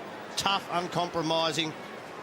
Something's got to break. You're just waiting for something to break. A 2 quick goals turnaround to either club. Gardner in the ruck is interesting. Didn't spend any time in the ruck at all last week. He's now been introduced. O'Brien trying to get a handle on it at ground level. Lockyer. Rose had some important touches in the last few minutes. High ball. Holland had his run at it, shepherded out. Players going at the football, deemed the umpire, and the mark's taken by Jones. Brett Jones at half-back takes a breath. Goes long to the wing. Travis Cloke caught underneath the football. Good grab taken by Hunter. Wants to get away quickly. Fletcher slipped his man. Can run to 50. Johnson puts the chase on. Fletcher can measure it. Bring it back and put it through for a goal. Class finish from a class player. Fletcher gets his second. Sublime finish from, well, All-Australian last year and well on his way again this season. Well, you called it. Class finish, class player. He ran into space, and the thing about it, he knows that Johnson's bearing down on him. Just balanced enough. He's a beautiful kick with the football around in general play, but he knew he just had to take one more step to balance up. Well done to Chad Fletcher, and this game is alive again. Just, I don't know, the hard-running class coming to forward of the West Coast. That man on screen, Chad Fletcher, All-Australian last year. 17 possessions today. He's booted 2 goals, 1. The Eagles were 20 points down in this third term. They were taking a standing 8 count. Now they are within 8. 65 plays, 57. Stengline will take the free kick. Test now for the young Magpies. Gardner in his sights. Good grab in front of Wakeland. Kicks the ball as fast as he can into Embley. Quick through the air. And Embley has marked in his 100th game. Just centre bounce clearances just in their third quarter. 3-1 West Coast Eagles. So that's an area Collingwood were dominant in the first half. Have to fix it up. And still, you only have a centre bounce when you kick a goal. So they can just get numbers behind the ball maybe for 5 minutes to hold them up at the moment. Well, he's playing his 100th game. And he's going for his 100th goal in AFL football. There's a great shot from the cameras. It's way, way off target. It's a shocker. Kept alive. Boundary throw in. Kind of wonder how you can't even score a point from that distance on that angle, really. Well, maybe the moment. Just got to the young man. Here's a chance for Swan. I like his game, Tony. He's not going to be a star, but he's a goer. Wakeland stands and delivers, goes wide. Lockyer's been good today. We said before the start of the game, Lockyer and Carousella, Holland, these are the sorts of players that got to stand up for Collingwood today, and they have. Well, Clement. Lockyer started on Phil Matera. Matera's been taken off the ground. I don't think he might have just come on now, so Lockyer has to be careful of Matera's push forward. Beautiful looking kick. There's a great long lead also from Reece Shaw, who kicked the first goal to give some confidence to the Pies into the pocket. Not no a great high-flying option. Tarrant that time. Not a great option. I would rather see that go to the top of the square and see if you can mark the ball to put pressure on the opposition. Good point, Tony. I just don't know whether Chris Tarrant's got the spring in the legs, because Tarrant of old would have just leapt into that pack. He has booted 3 goals, 2 goals coming in that second quarter, 1 in this third term for Chris Tarrant. Chance for the Pies, just 20 metres around from goal. Here's a chance. O'Brien, one grab player, it's done well. Stands and delivers. Quick snap across the face of goal. Got it! Couldn't take it. Maybe a chance to kick it off the ground. A bit of a fumble that time from Holland. Here's a chance, Fletcher. He's been tackled. Travis Cloke thought he had it and lost it. Wooden hits the target. And Chick on the burst. Charges out across halfback. Great chasing by Tarrant. Can't bring him down. Great play by Chick. Hammers the ball in. Wonderful kick to Matera. Gee, that was a great defensive scrap in the goal square from the Eagles. And Daniel Chick just took it on himself to run the lines. And here's the man. I just called out Lockyer. He came on the ground and he didn't know he'd come on off the bench. Well, he's a goal kicker. He stands and delivers. Look at right that. on 50. Big goal by Matera. Big goal for the Eagles. I just wonder whether there was a lack of communication between the defenders of Collingwood, because Matera's come off the bench and he had 50 yards clear when Lockyer took the ball on the wing when they came forward, Collingwood, the rebound, and here he is just called out. Well done to Daniel Chick, though. He said, I'm going to take it on to break the lines and try and lift my team. You see the desperation and intensity etched on the faces. Daniel Chick bursting through the middle. Chris Tarrant striving to get in with every sinew. Michael Gardner just got across.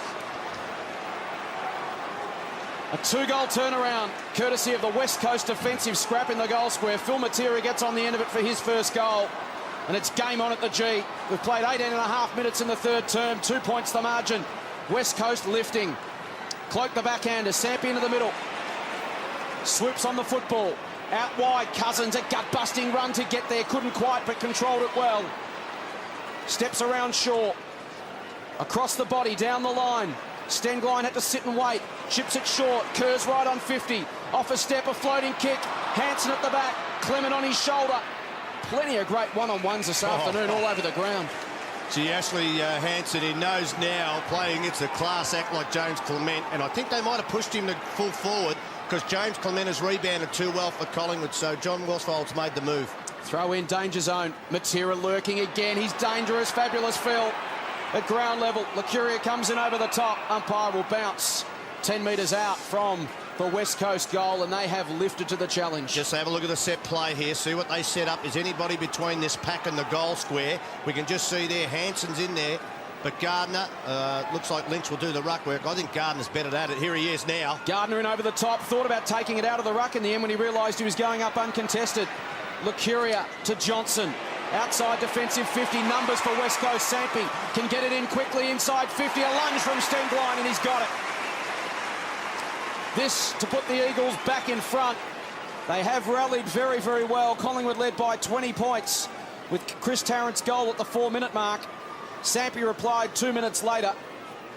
And now a chance for West Coast to get their noses back in front. He's been so courageous, Mick Malthouse, giving them a lot of flair and a lot of freedom. I wonder, in this next 5 minutes, KB, just get a few numbers behind the ball to stem the tide. And so we start again in that last quarter, and we show the same freedom we used in the first half. He's booted 3 straight for the season. Stenglein, a pressure kick. But he is a class player. And class players kick those. West Coast back in front. Well, they've lifted like good sides do, Tony. They sense the danger. Stenglein coming off for a rest to have an extended 3-quarter time spell. Freshen up for the final term. Sampi's lifted. He did not... I think he had 2 possessions to half-time, and he's kicked the goal and also set up a number around the ground. He's also gone in the centre bounce for some clearances. But you're right with Stenglein. He kicks pretty well for a bloke who's known as a tagger and maybe not being that skilled.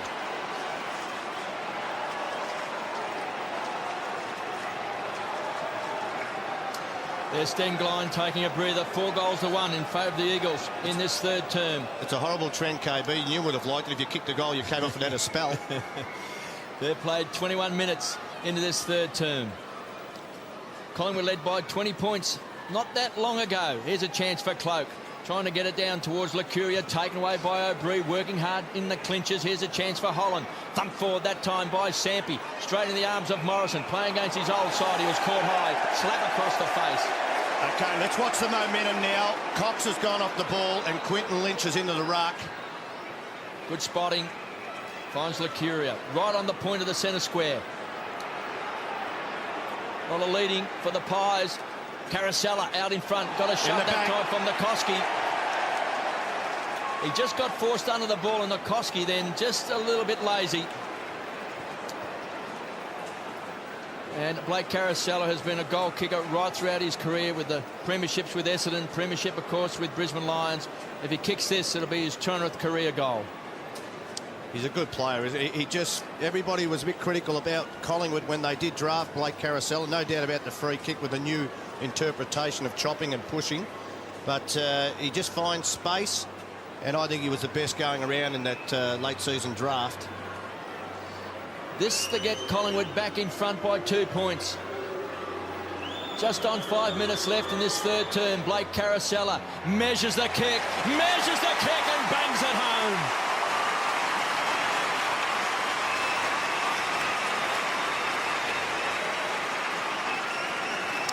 Well, he's here to kick goals, and that's his 3rd for the day, so his job isn't over yet, but as we always said, he finds space inside forward 50 better than, and when he was at his heyday, he's probably coming to the end of his career, maybe a couple more seasons. Normally a very good kick. He's kicked a couple of wobbly ones today, KB, but 3 good goals. So he's had an input for the Pies. Important for the Pies to bounce back so quickly, Tony. Get back the lead. 200 goals to Blake Caracella. I'd venture to say he's the only man to have been coached by Kevin Sheedy, Lee Matthews and Mick Malthouse. It's a fair trio. Fair trio, isn't it? If you couldn't learn anything in your career playing under those 3 coaches, you'd never learn something about the game. Collingwood respond. They lead late in the third term. 5 minutes remaining. Cousins dragged off it. Umpire said he threw it. He's had a big third term though, Cousins. Chance for the Pies once again to wrest the momentum back. LaCurie goes straight up the middle.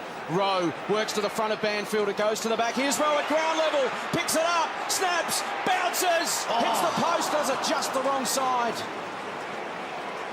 Julian Rowe. He showed a bit in this third term.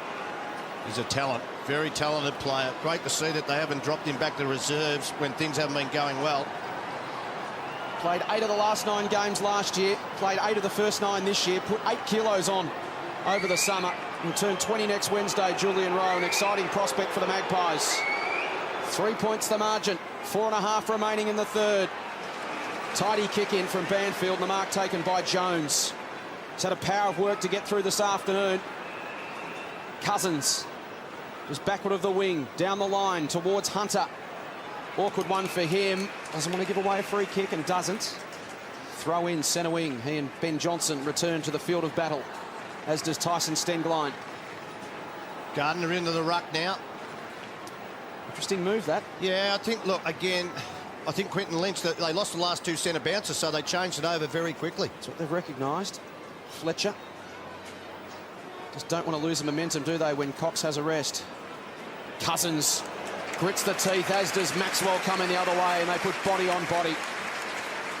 It's been one for the purists this afternoon, a good old-fashioned Saturday afternoon at the MCG. Two sides giving it their all. Plenty of hard tackling, fierce chasing, real scraps in close, but having said that, plenty of free-flowing, exciting football and a good high-scoring game, relatively. Burns, boot to ball to half forward, almost a great one-hander from Maxwell. Oh, he's paid it. Gee. Chance for the Pies to load up again here, Maxwell. Normally half-back flanker, Nick Maxwell. He's gone to half-forward on Drew Banfield, so to have a height advantage there. He's 65 metres out. Kick it to the hot spot. Tarrant leads short. That option shut down now. Didak leads to the pocket. Tough to kick a goal from there. Egan up the middle. He goes to the hot spot. The Cloaks are there. At the front of the contest, Chick took possession, was taken down by Carosella. Cousins handball missed the target. Opens the door for Travis Cloak. Left foot snap. Misses. Crucial late in the term. Golden opportunity goes begging for the Magpies. They're pressing again. 4 points the margin. 3 minutes 16 on the clock in a cracker at the MCG. That was a bad miss by the young boy. Just rushed it. Just over anxious. One of those rare mistakes coming from Cousins. You've got to make them pay. Nikoski between the back pocket and half-back flank. Pies by 4 points. They trailed by 12 points at quarter time. They led by 13 points at half-time. They now lead by 4. Yeah, Cox back onto the ball. Centering kick to Wooden. To Nikoski. To Jones. Through the centre square to the half-forward line. Looking for Hunter it was, who made quick ground. He did well. Here's a massive kick too. Oh, he looked like he was going to try and handball. Well, there's a good 65, 70 metres out. That's good vision. Finds Banfield. Such an experienced player. 235th game today. Kicked 1 goal for the year. And this is a big kick. They trail by 4 points. This to wrest back the lead. With just 2 minutes left to three-quarter time. Banfield will stand right on 50. It's a big kick. Wow. It's a big bomb. Left nothing behind. Kicks a goal. Well, Drew Banfield, he's been a great warrior for his club, hasn't he? And didn't think he'd make the distance from there, KB. He hasn't been normally a penetrating kick through his career. He had a lot of knee injuries. That was his 10th disposal, but just found space. Well, good mark by Hunter. I thought he was going to have a go himself. Yeah, that's a big kick from 50 for Drew Banfield. It hasn't been renowned as being a very long kick. But they got the answer at the moment, but this is going to go down to the wire, I would think, in the last quarter. Well, he was a #1 draft pick way back in 1992. He's the only player remaining from their 1994 premiership side. Won the best and fairest in 1996, Drew Banfield, and kicks a vital goal to give West Coast the lead late in the third term. Cameron Cloke up against Cox. Beautiful tap down to Kerr. Kerr explodes through the front edge of the centre square and chips to Fletcher. Champagne football from the Eagles. I know the boys are going to do it. Please, can we have a look at that replay? Because I think ruck work now, everybody says, oh, it's a bit of a joke. Blokes lock their arms. This centre bounce clearance is as good an understanding between Rover and ruckman that you will ever see. That was Polly Farmer, Billy Goggins stuff, wasn't it, KB? It was very good. It was very magical. classy. Chad Fletcher's booted too. A chance to give the Eagles a buffer leading into three-quarter time and maybe just deflate the Collingwood ties ever so slightly. Fletcher kicks a goal. He's got 3. The Eagles have got a handy break. Back out to 8 points. They trailed by 20 points at the 6-minute mark of this third term. But they gritted their teeth and responded. Well, they have, and you'd expect it to happen, but gee, what can you do when you have a man who we know, as I said, I think on a par with Peter Everett as the best ruckman in the competition, and that was a set play. It opened up Kerr, who's got great balance, and then not to just have a ping a goal, he just saw to his side that Fletcher had made space. Fantastic football. 3 goals to Chad Fletcher, the All-Australian. He's had it 19 times. Ben Cousins has had it 23 times. He's had a great third quarter. Cousins and Fletcher, 2 running machines. The other one is sitting up in the grandstand. There's a chance for Kerr. He's starting to strut his stuff. He's inspired. Handballs, looking for Wooden, thumped on. Chance for Embley. Knocked off the ball, Wooden. Taken away that time by Holland. Didn't really hit a target. Prestigiacomo's tried to toe poke it. Tell you what, Kerr's been unbelievable this quarter. 11 possessions, Tony. He is just, and not just that, he just put his body on the line, nearly got poleaxed. It's just fantastic the way he's trying to set up play. He's lifted, he knows he's one of the best midfielders in the competition, and Chris Judd is out of this side. There's Nathan Buckley talking to Gavin Brown, 2 great champions of the Collingwood Footy Club. Maybe a bit of information for the boys at three-quarter time. Cousins has had a stellar third term. Showing his class onto the left side. Beautiful looking kick to the hot spot. He was looking for Gardner. Tarkin Lockie has been great for the prize today. Phil Matera's got it. Dragged to the ground. Collingwood's tackling again. Superb in that last line of defence. And there's a ball up 40 metres out from goal. West Coast A-grade midfielders lifted in this third term. 11 to Kerr, 10 to Cousins, 7 to Fletcher. Between them, 28 possessions for the quarter. And it was a big quarter too, Jason. A big quarter. The Pies were 20 points in front, as you say, at the 6-minute mark of that third term. You've got to hand it to the Eagles. They kept chipping away, chipping away. And it was a huge quarter by Fletcher, Cousins and Kerr. It's been a game of swinging momentum. West Coast by 12 points at quarter time. Collingwood by 13 points at half time. And then in that third term, the West Coast Eagles fought back from a 20-point deficit. They added 6 goals, 1 in the third term. Collingwood added 2 goals, 4. Three-quarter time at the G. West Coast 13-3-81. Collingwood 11-7-73.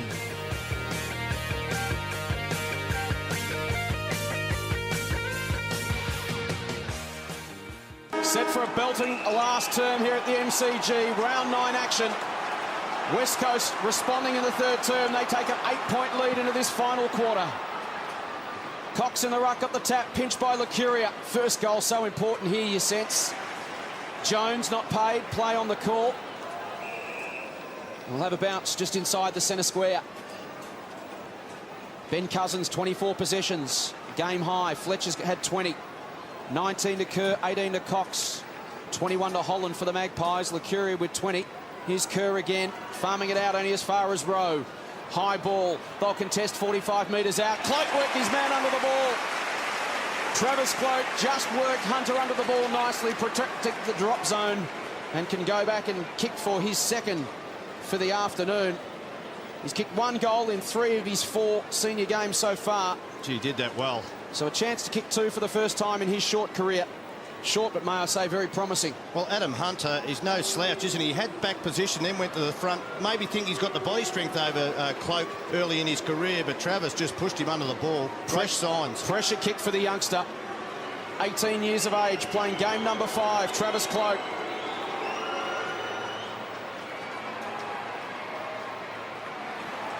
Body language and crowd tell it all.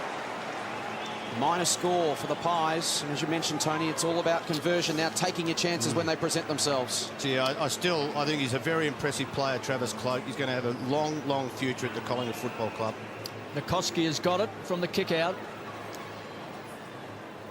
Goes short. Finds Stenglein. Just sharing the ball around. This is what the Eagles did at the start of the match. They shared the ball around, kept control. Cox to Wooden. Gee, they leave that space open between the centre corridor and the boundary line all the time, don't they? So they can just chip the ball. Just work their way around the boundary line, Tony. And then when they have to play on, they'll know they'll kick it long down the line. Or switch it like this. Gee, that's a great switch. Well, he's conceded about 50 metres backwards. Taken away by Jones. So they're going to attack this time from the Great Southern side. Braun got the bounce he wanted. Runs to 50. Big kick right to the hot spot. Gardner stands his ground. At the back of the pack also. Couldn't quite take it. Here's a chance. O'Brien shares the ball around. Gives it across to Johnson. Goes short and spears it into Rhys Shaw. Now it's Collingwood's turn. Gee, Egan's on the wing. Didak just couldn't quite get back from the man on the mark. Good presence of mind. The run comes from Ben Johnson to centre half forward. Cloak's got to get back hard. Glass, who's had a terrific season, playing at full back. He's been one of their stars. Chick gives the ball out wide. Here's the champ, Cousins, generating an enormous amount of the ball in that third term. Kicks towards centre half forward. Gardner! Too big, too strong, too tall and too good as Mark. 35 metres out directly in front. Well, the opportunity was there because Collingwood had control of the ball. Ben Johnson missed the target. It was Travis Cloke at centre half forward. And then the rebound, well, it is just going to kill you at AFL level. And a long kick. Gee, also Cousins had some players on shorter, but he just gone and kicked it to that spot. So the big Gardner could get his hands up. Very hard to spoil at that height. Michael Gardner. From just 35 metres out directly in front. Has kicked 2 goals. They both came in the first term. Usually he's a very straight kick. He likes it. Splits the centre.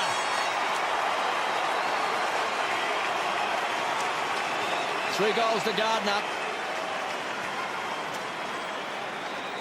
And that's the difference we were talking about, Tony. You've got to take your chances in the last quarter. You've got to create with precise disposal. And that was a 2-goal turnaround, essentially. Well, Mick Moldhouse, look, he has coached brilliantly today. He's got this side going, and they've added a bit of freedom.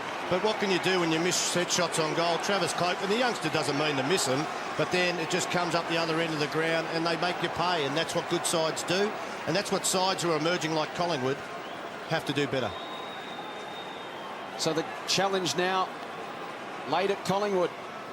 13 points the margin. Can they come from behind for the third time this afternoon? Fanning got the tap. The Courier went off the deck into open space. It's a foot race out there. Braun and Travis Cloke coming the other way. Through his legs. Rowe in there as well. Hunter. Travis Cloke scrapping. Ball up. 65 metres out from the Collingwood goal. There's Ben Cousins, 25 possessions, leads the game. Holland with 22, Lacuria 21, Fletcher 20, Johnson 20. Plenty of the big names up and firing this afternoon. It's been a very entertaining game and a long way to go yet. Stenglein to open space on the wing. Bounce favoured Johnson. Look out, Holland, just taken high by Matera. No free kick, umpire out of position, holding the ball. Umpire out of position, missed it, he was blindsided. I just wonder whether the umpire up either end of the ground could have seen that. Phil Matera gets away with one. The lead to the pocket from Sampi and the small men combine. The dynamic duo, tough kick from here, but he is brilliantly skilled. Ashley Sampi wants to give it off. You can see the eyes darting. Now just steadies himself. Embley leads short. O'Brien gets across to cover that space. He's got tall timber back in the form of Hansen and Gardner. And as I say, he's a brilliantly skilled player. So you'd like Gardner to get a run up here and just drop it right on top of the 10-yard square unless he's having a shot for goal. What a lifter this would be. Sampi starts to the narrow side and misses. Some boos going around the ground. Not happy the Collingwood supporters. They wanted a free kick to Holland. It appeared to be caught very high. There it is, straight across the chops. No free kick. Blindside at the umpire. Morrison's got it from the kick out. It came from Lockyer, who runs very hard, creates a bit of space, sets it up in front. Too much carry on the ball. It was a tough one that time for Fanning. Hansen made it a contest. Receives the crumb. Back to Chick. They'll set it up. Here's Braun. He'll come through the centre square. He'll go to the open space. There's a poor kick. It was a floater. Grabbed by Gardner. Wheels round on the left boot. Right to the line. Kept alive. Very clever play by Matera. But it was cleaned up by Tarkin Lockyer, now in the arms of Rowe. So the Pies, they trail by 14 points. Can they come back? They did lead by 20 points during that third term. Terrence the target. Checkmated a contest. Licuria ground level. 11 possessions in that third term. Didak has been handy today. Spears the ball in. Great hands by Travis Cloak. Out in front of Hunter. Too far out to score. No one in the square. He'll kick right from the edge of the centre square. Unloads. It's a big kick. Right to the goal square. Right to the line. Egan was there along. Also with O'Brien. Maybe a lack of communications off hands and through for a behind. That was the difference, though. Precise disposal going forward. Hit the target. Whereas we saw a couple of minutes ago, again, it was flooding down the other end for West Coast to counterpunch. Yeah, as we said, that was early in the game. We talked about the foot skills of both sides. And you would think the West Coast Eagles are better in that area. Well, Cox gave it to Nikoski, gives it across the glass. So they could switch this back again. They do this so well. One side of the ground to the other. Now they're tracking backwards. Nikoski to Cox. Groundhog Day at the MCG. They could come back again, KB. They're not embarrassed about doing it. You just can't assume that your opponent's not going to be in the chain, right. can you? Well, if they do it once more, Bill Murray's going to pop up on our television screen. Here's a chance for Stenglein. Had the run at the ball, should have taken the grab. Burns battled so hard today. He's been brave. To Johnson, to Holland, who's been good as well. Chance for the Pies. Going to ground was Didak. Good grabs, good hands that time by Braun. Had it, then lost it. It was a one-grab player caught in the tackle by O'Brien. And we've got a ball up just 20 metres out from Collingwood's goal. It's on behind play. Didak's got under the skin of a few players. And there's Banfield and Didak exchanging pleasantries. Big chance for the Pies. It was a poor bounce. Taken by Egan. Kicks a goal. Oh, Mark Fraser. It's that one. That thing about maybe having to call the bounce back and throw it up. That will be looked at very intently, but you make the most of your opportunities. It's on. There's a lot of feeling now in this game. You see Tarrant and Glass just locking horns. Chick is doing the finger pointing.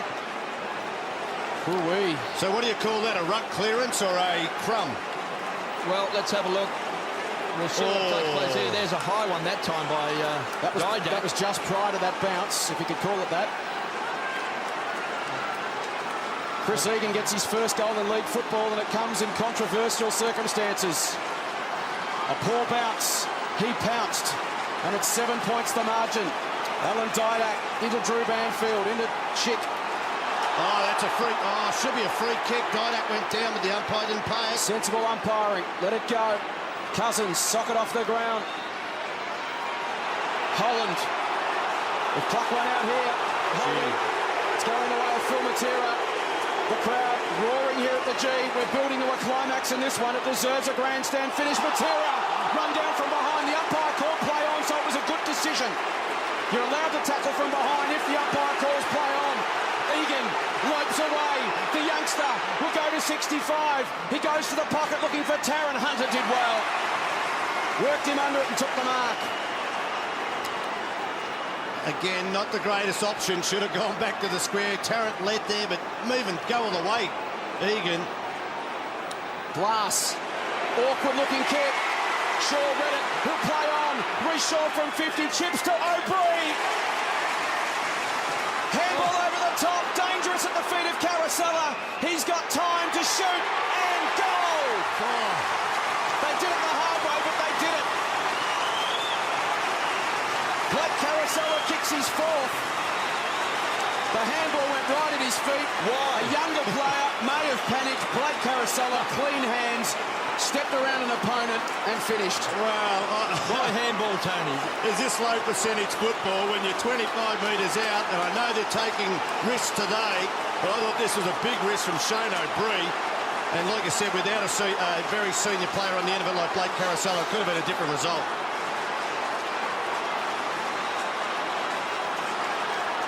Sometimes you can be unselfish to the detriment of the side, and that was one of those cases that nearly was then for the Pies. It was only the cool head of Blake Carousel.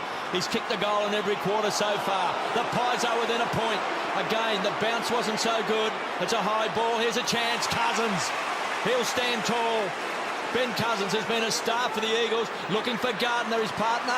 Couldn't quite hit him on the target. Here's a chance. Licuria's working hard.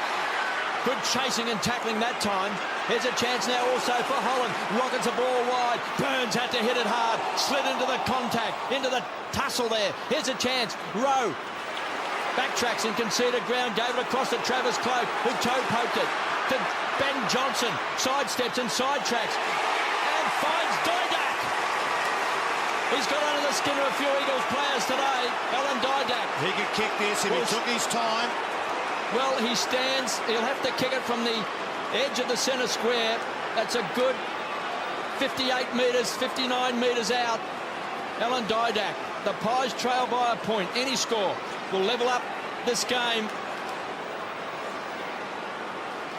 Just over 10 minutes left in this final term at the MCG. Top versus bottom, and Didak stands on 58, unloads. Beautiful kick! What a goal! Magpies are in front of the G. Pies by 5 points, and the Magpie Army are up and roaring because that man, Alan Didak, has kicked a gem. Well, I said he could kick it because he is one of the best in the Collingwood Football Club at finishing off. Hasn't had a great game, although you're right, KB. He's been good. He's got under the skin. He's got under the skin of opposition players. And that was just a brilliant finish. They are on fire at the moment, the Magpies. Collingwood back in front for the first time since the 27-minute mark of the third term. Here's Glenn Manton. The ball ends up in Alan Didak's hands because of the directional capabilities of Blake Carousel. With or without the ball, he's leading this team. Cox to Fletcher. It's been a classic struggle at the MCG. Still got 10 minutes remaining. Chick received from Fletcher to Cousins at half forward. The skipper's got the mark. Inside the centre square. Wide open forward line. Embley leads up the middle. Sampi and Gardner both go as well. The Cousins will go to the top of the square. Embley, Wakeland, Gardner couldn't bring it down. Clement at the back has to scrap. Sampi's got his hands on the football. Ball up, 10 metres out, if that. Gee, Gardner had his hand on the ball. I think he thought there was going to be more contact than what there was. Well, Wakeland overcommitted and left too early, and therefore put himself out of the contest. Mark Fraser with the bounce. It is a shocker. We don't want to harp on the point because he's doing his best, but maybe he should consider just throwing it up. Not consider, just do it. Ben Johnson spun out of trouble to the wing. Another one-on-one. It's been a feature of this game this afternoon. So many great individual battles. It's been old-style footy. Licuria, O'Brien, Banfield gets around him. O'Brien back the other way, out in front of Nikoski, and the Eagles should be able to repel. Handball over the top of Stengline. Now to Braun off half-back. Spearing kick towards Hansen. Got it on the bounce. Overlap run from Chick. Chick tumbles it inside 50. Gardner! Not quite. Punched away by Clement.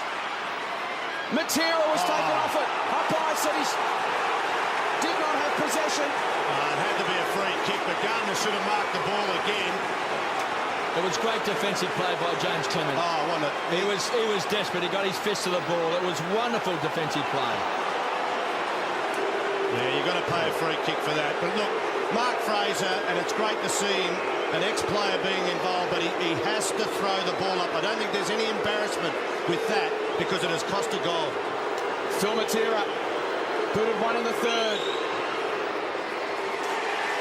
West Coaster back in front.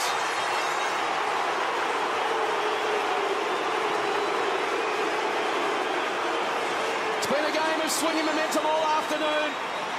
And these two sides going punch for punch in the final term. I'll tell you one player who's got under the guard of Collingwood. It's Ben Cousins at centre-half forward. He's nearly like playing a pure centre-half forward, and he's led Ben Johnson to the ball on 3 occasions.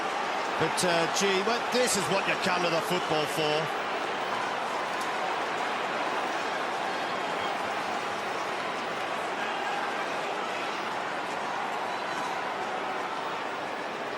The Eagles by a point, 15-4 plays, 14-9. That man on screen, Phil Matera's booted 2 goals, both coming after half-time. And a big roar goes up from the Collingwood fans as Lucuria pounces on the ball. Back to Lockyer. They've been brave today, those two. Good mark by Hunter. Stood tall against Travis Cloak. Now goes wide, finds Cox. The Eagles just might be starting to build more momentum. Cox, clever kick. Goes short and finds Butler.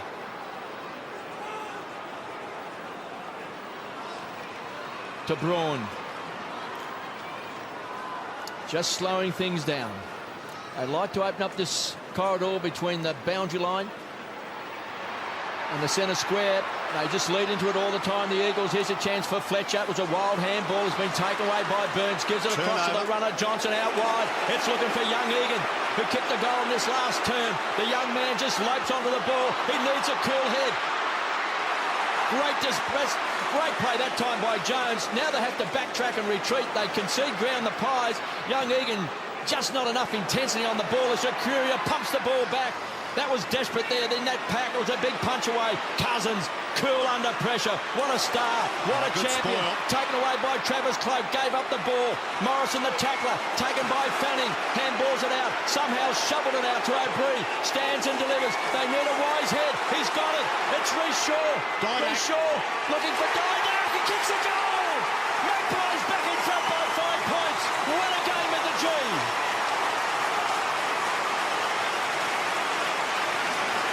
2 goals to Alan Didak, and both of those goals are coming this last term. And I reckon, Tony, that's reward for his hard work in the game, because he has chased and tackled today, and he's played with an intensity, and now he's starting to get his reward. And here's your nephew just popping the ball across, unselfish play. Well, he couldn't do anything else. You weren't going to kick a goal from that angle, you wouldn't think, but well done, Alan Didak. He has got under the skin of the opposition, and that means that they lose the plot and you come back into the game. Third lead change in the final term. 3 of the last 4 games between these two sides decided by 3 goals or less. That looks likely this afternoon. In fact, the last 2 games, they don't play here often, Collingwood and West Coast, just 3 times in 10 years, but the last 2 games have been decided by 1 point in 2002 and 4 points in 1995. We've got another classic on our hands here. Rose run down by Stengline. Braun got the turnover. Handball was big for Banfield, but he tapped it to Cox. Goes to Embley wide. And he marks despite the pressure of Morrison. He's had a quiet game. He's still got 15 possessions, but hasn't had an impact, Andrew Embley. Chips down the line to Stengline. Forward of the wing. They set up again. Matera leads to the pocket. Gardner up the middle. Sampi comes from the square now. It's set for Sampi to fly. Couldn't. Fletcher. Kerr. Free kick. Holding the man. Tackle lingered on Fletcher. Gee, I thought that was in the contest and the ball fell free. Mark Fraser, he's involved in everything in this quarter. But he said the jumper was held. And Chad Fletcher, we know, is a beautiful kick. 25 possessions. Let's have a look. Oh, no, he didn't have the ball. Oh. Anyway, it would have been a free kick to Kerr around the neck after that. He's booted 3 straight. He's never kicked 4 in a game. Fletcher. Right to the line, off hands. Minus score. Collingwood fans breathe again. Well, in between booing, that is. 4 points the margin. We've played 20.5 minutes in the final term. 15-9 to 15-5. Clement goes to himself. Then kicks long. Burns is his target. Braun pushes back on him but lost his footing. And Burns takes the mark. Gee, Lucuria's on in the middle of the ground. Feeds it back to Morrison. Now to Burns. They're trying to set up the loose man around the members' wing. Goes down the line. There is Lucuria. Had a big game too, Paul Lucuria. 27th possession for Paul Lucuria. High ball inside 50. Tough for Didak to mark. Chick with the fist. Down to Stengline. Now Banfield back to Stengline. Down the line to Hansen, and he marks just inside the interchange gate. Preston Giacomo is a kick behind play here, free by himself. 4.5 minutes remaining. It's the Pies by 4 points. Went to a 2-on-1, and Lacuria gets across to take the mark. Well done. It's a big 4 minutes for these young Magpie players. A moment to savour. They lead by 4 points. They trailed by 12 points at quarter time. They led by 13 at half time, and they trailed by 8 at three-quarter time. They're a few minutes away from a huge upset. Caracella playing for the free kick. Was he held? Yes, he was. Blake Caracella has booted 4 goals, 2 today. Penetrating kick. Here's Cloak. Out in front. Can the young man, can he have the golden boot? He's got the golden hair, Tony. Yeah, you don't dye your boots. Oh, well, you get different coloured boots, KB, but geez, quick off the lead, and Blake Caracella swung inside. I'd love to see that. I was worried that they were going to try and hang on to the ball, but he showed signs. He needs to convert here because they have worked so hard to get to this position. Well, we know he's a beautiful kick, so distance is of no concern. It's just a matter of accuracy with this young man, who's built to be a star with the Pies. His dad was one of the all-time greats. He'd be sitting in the grandstand watching this kick. Can he bend it back? It's yes, bending back! Bends it like Beckham and kicks a goal. Collingwood by 10 points. Well, they deserve that, the Collingwood Football Club. The Pies, they've been so hard, so desperate. Not over yet, Tony. No, but they deserve to kick that goal. In the middle of the ground, they are starting to run. Lacuria now, I think, had 5 possessions in the last 2 minutes. He's just stood out across the middle of the ground, and Travis Cloak, as we said, on the lead. Geez, a hard man to stop. This centre bounce clearance is so important.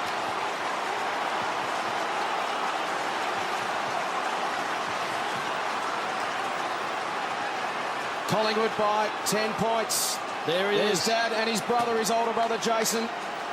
One of the all-time greats, 333 games of AFL football for that man there. Great player, one of the most professional players I played football with at Collingwood. Here's the contract for West Coast. 3 minutes remaining. They need 2 goals. You wouldn't put it past them. They've been super. They've been supreme so far in 2005. The Magpies have been desperate. Can they shut the gate here? Caracella. Hunter slides in. Chick. Lacuria. Nikoski wraps him up. Fierce in close. Burns wraps up Stengline, release the hands. Quick kick, Kerr versus Johnson. Big ball to win. Morrison gets it for the Pies. Handball to Shaw. Shaw goes out to Didak. He'll mark 70 from home. He's got Egan calling for it inside 50. He's got Fanning short. Didak will load it up. He'll go long to the pocket. At the back, O'Brien couldn't quite hang on, and it's a behind. It's still there for West Coast. 11 points the margin. 2 straight kicks will win it. Time a factor now. 2.5 minutes. Jones. West Coast have to do everything right from here. They're under pressure again, but might work out for them. Here's McConnell. Awkward kick at the feet of Cousins. He's wrapped up and taken down by Shaw. Here's Burns from 65. To the pocket to Tarrant. Couldn't quite hang on. It comes back to him at ground level. They pile in. They'll have a bounce. 35 metres out from the Collingwood goal. A major here would win it, you would think. They lead by 11 points. 2 minutes on the clock. Not much John Worsfold can do now. Tarrant into open space. Cloak could get it to Egan. The youngsters combine! And you reckon the Pies are home!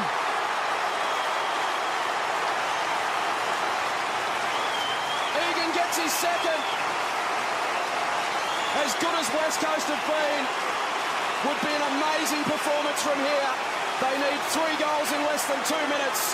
Chris Egan bobs up and kicks his second. Well, a good clearance. Chris Tarrant gets over the pack. Doesn't normally go for the ruck work, but Travis Cloak, that's one of his strengths. He plays in front, and he quick handball to Chris Egan, who, gee, you just love the talent, the way he covers the ground. Well, there's the future of Collingwood, Chris Egan and Travis Cloak. They've kicked the last 2 goals. Big goals. That young man has kicked 2 in this last quarter as well. And the teenagers have got the crowd rocking at the G.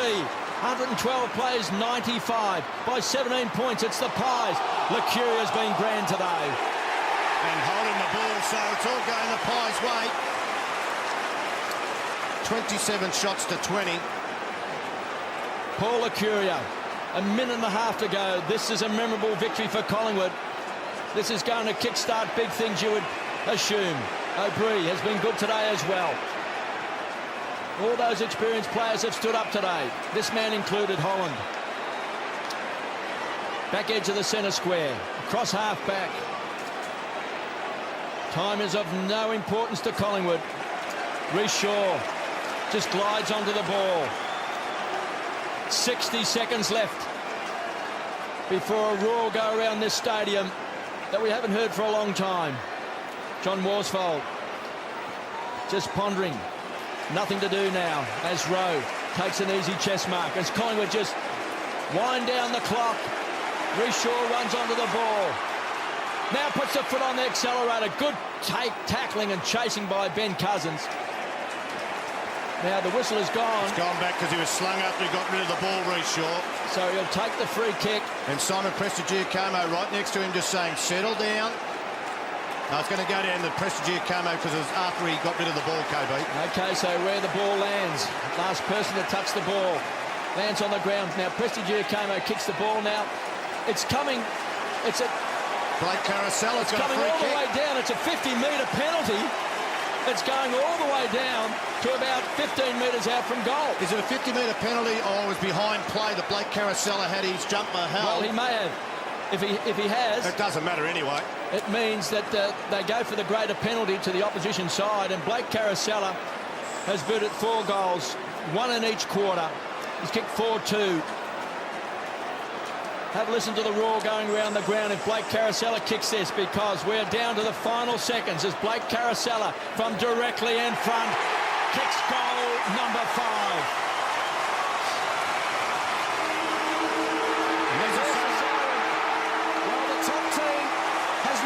Beaten by the bottom team since round 3 of 1997. It was Collingwood on the wrong end of it that day. They lost to St Kilda by 7 points. But today the Pies can sing it loud and strong at the MCG. One of the biggest turn-ups we've seen for a while.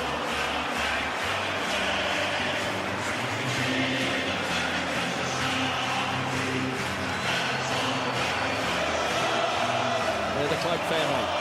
Julie Cloak, clapping, happy.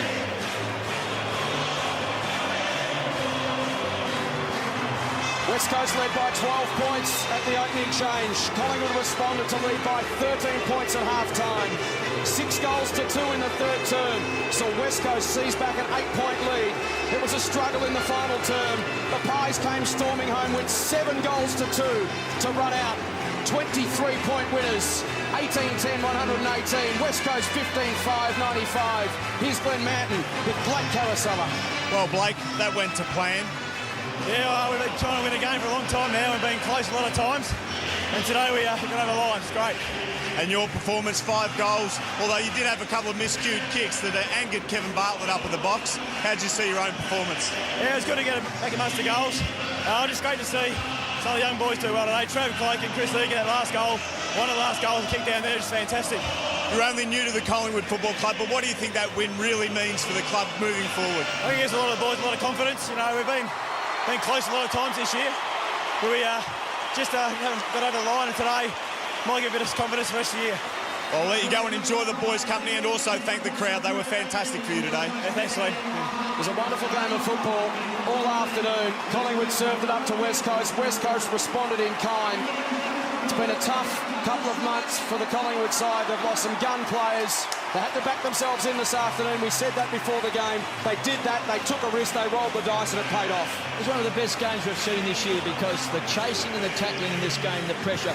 Take nothing away from West Coast. They were pretty brave too, but they met Collingwood today that had a real crack, and both sides had to stand up today to make it a great contest. And I know we talk about some games this year, Tony, that may not have been great as far as spectacles are concerned, as far as the game is concerned, but both sides today delivered a real spectacle, a real contest. Well, they did, and you've got to be proud of that Collingwood unit because, and the man on picture now, Mick Malthouse, he made a statement this morning that they were going to play freed-up football, they were going to take risks, and, you know, you've got to say now that hopefully they're going to stay down that track.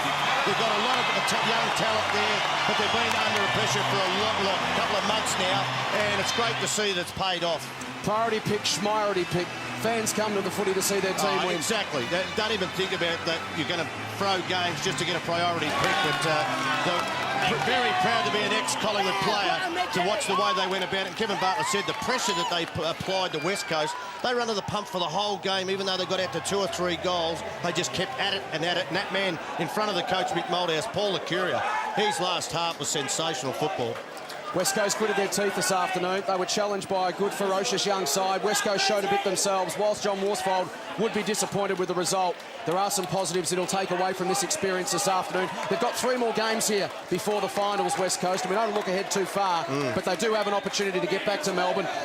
And you can see the passion down in the Collingwood rooms. Well, the positive might be that you know that this game isn't over till you really got to play 100 minutes, and that maybe they got ahead of themselves. You don't know, you've won so many games in a row. Look at the atmosphere down in the Collingwood rooms.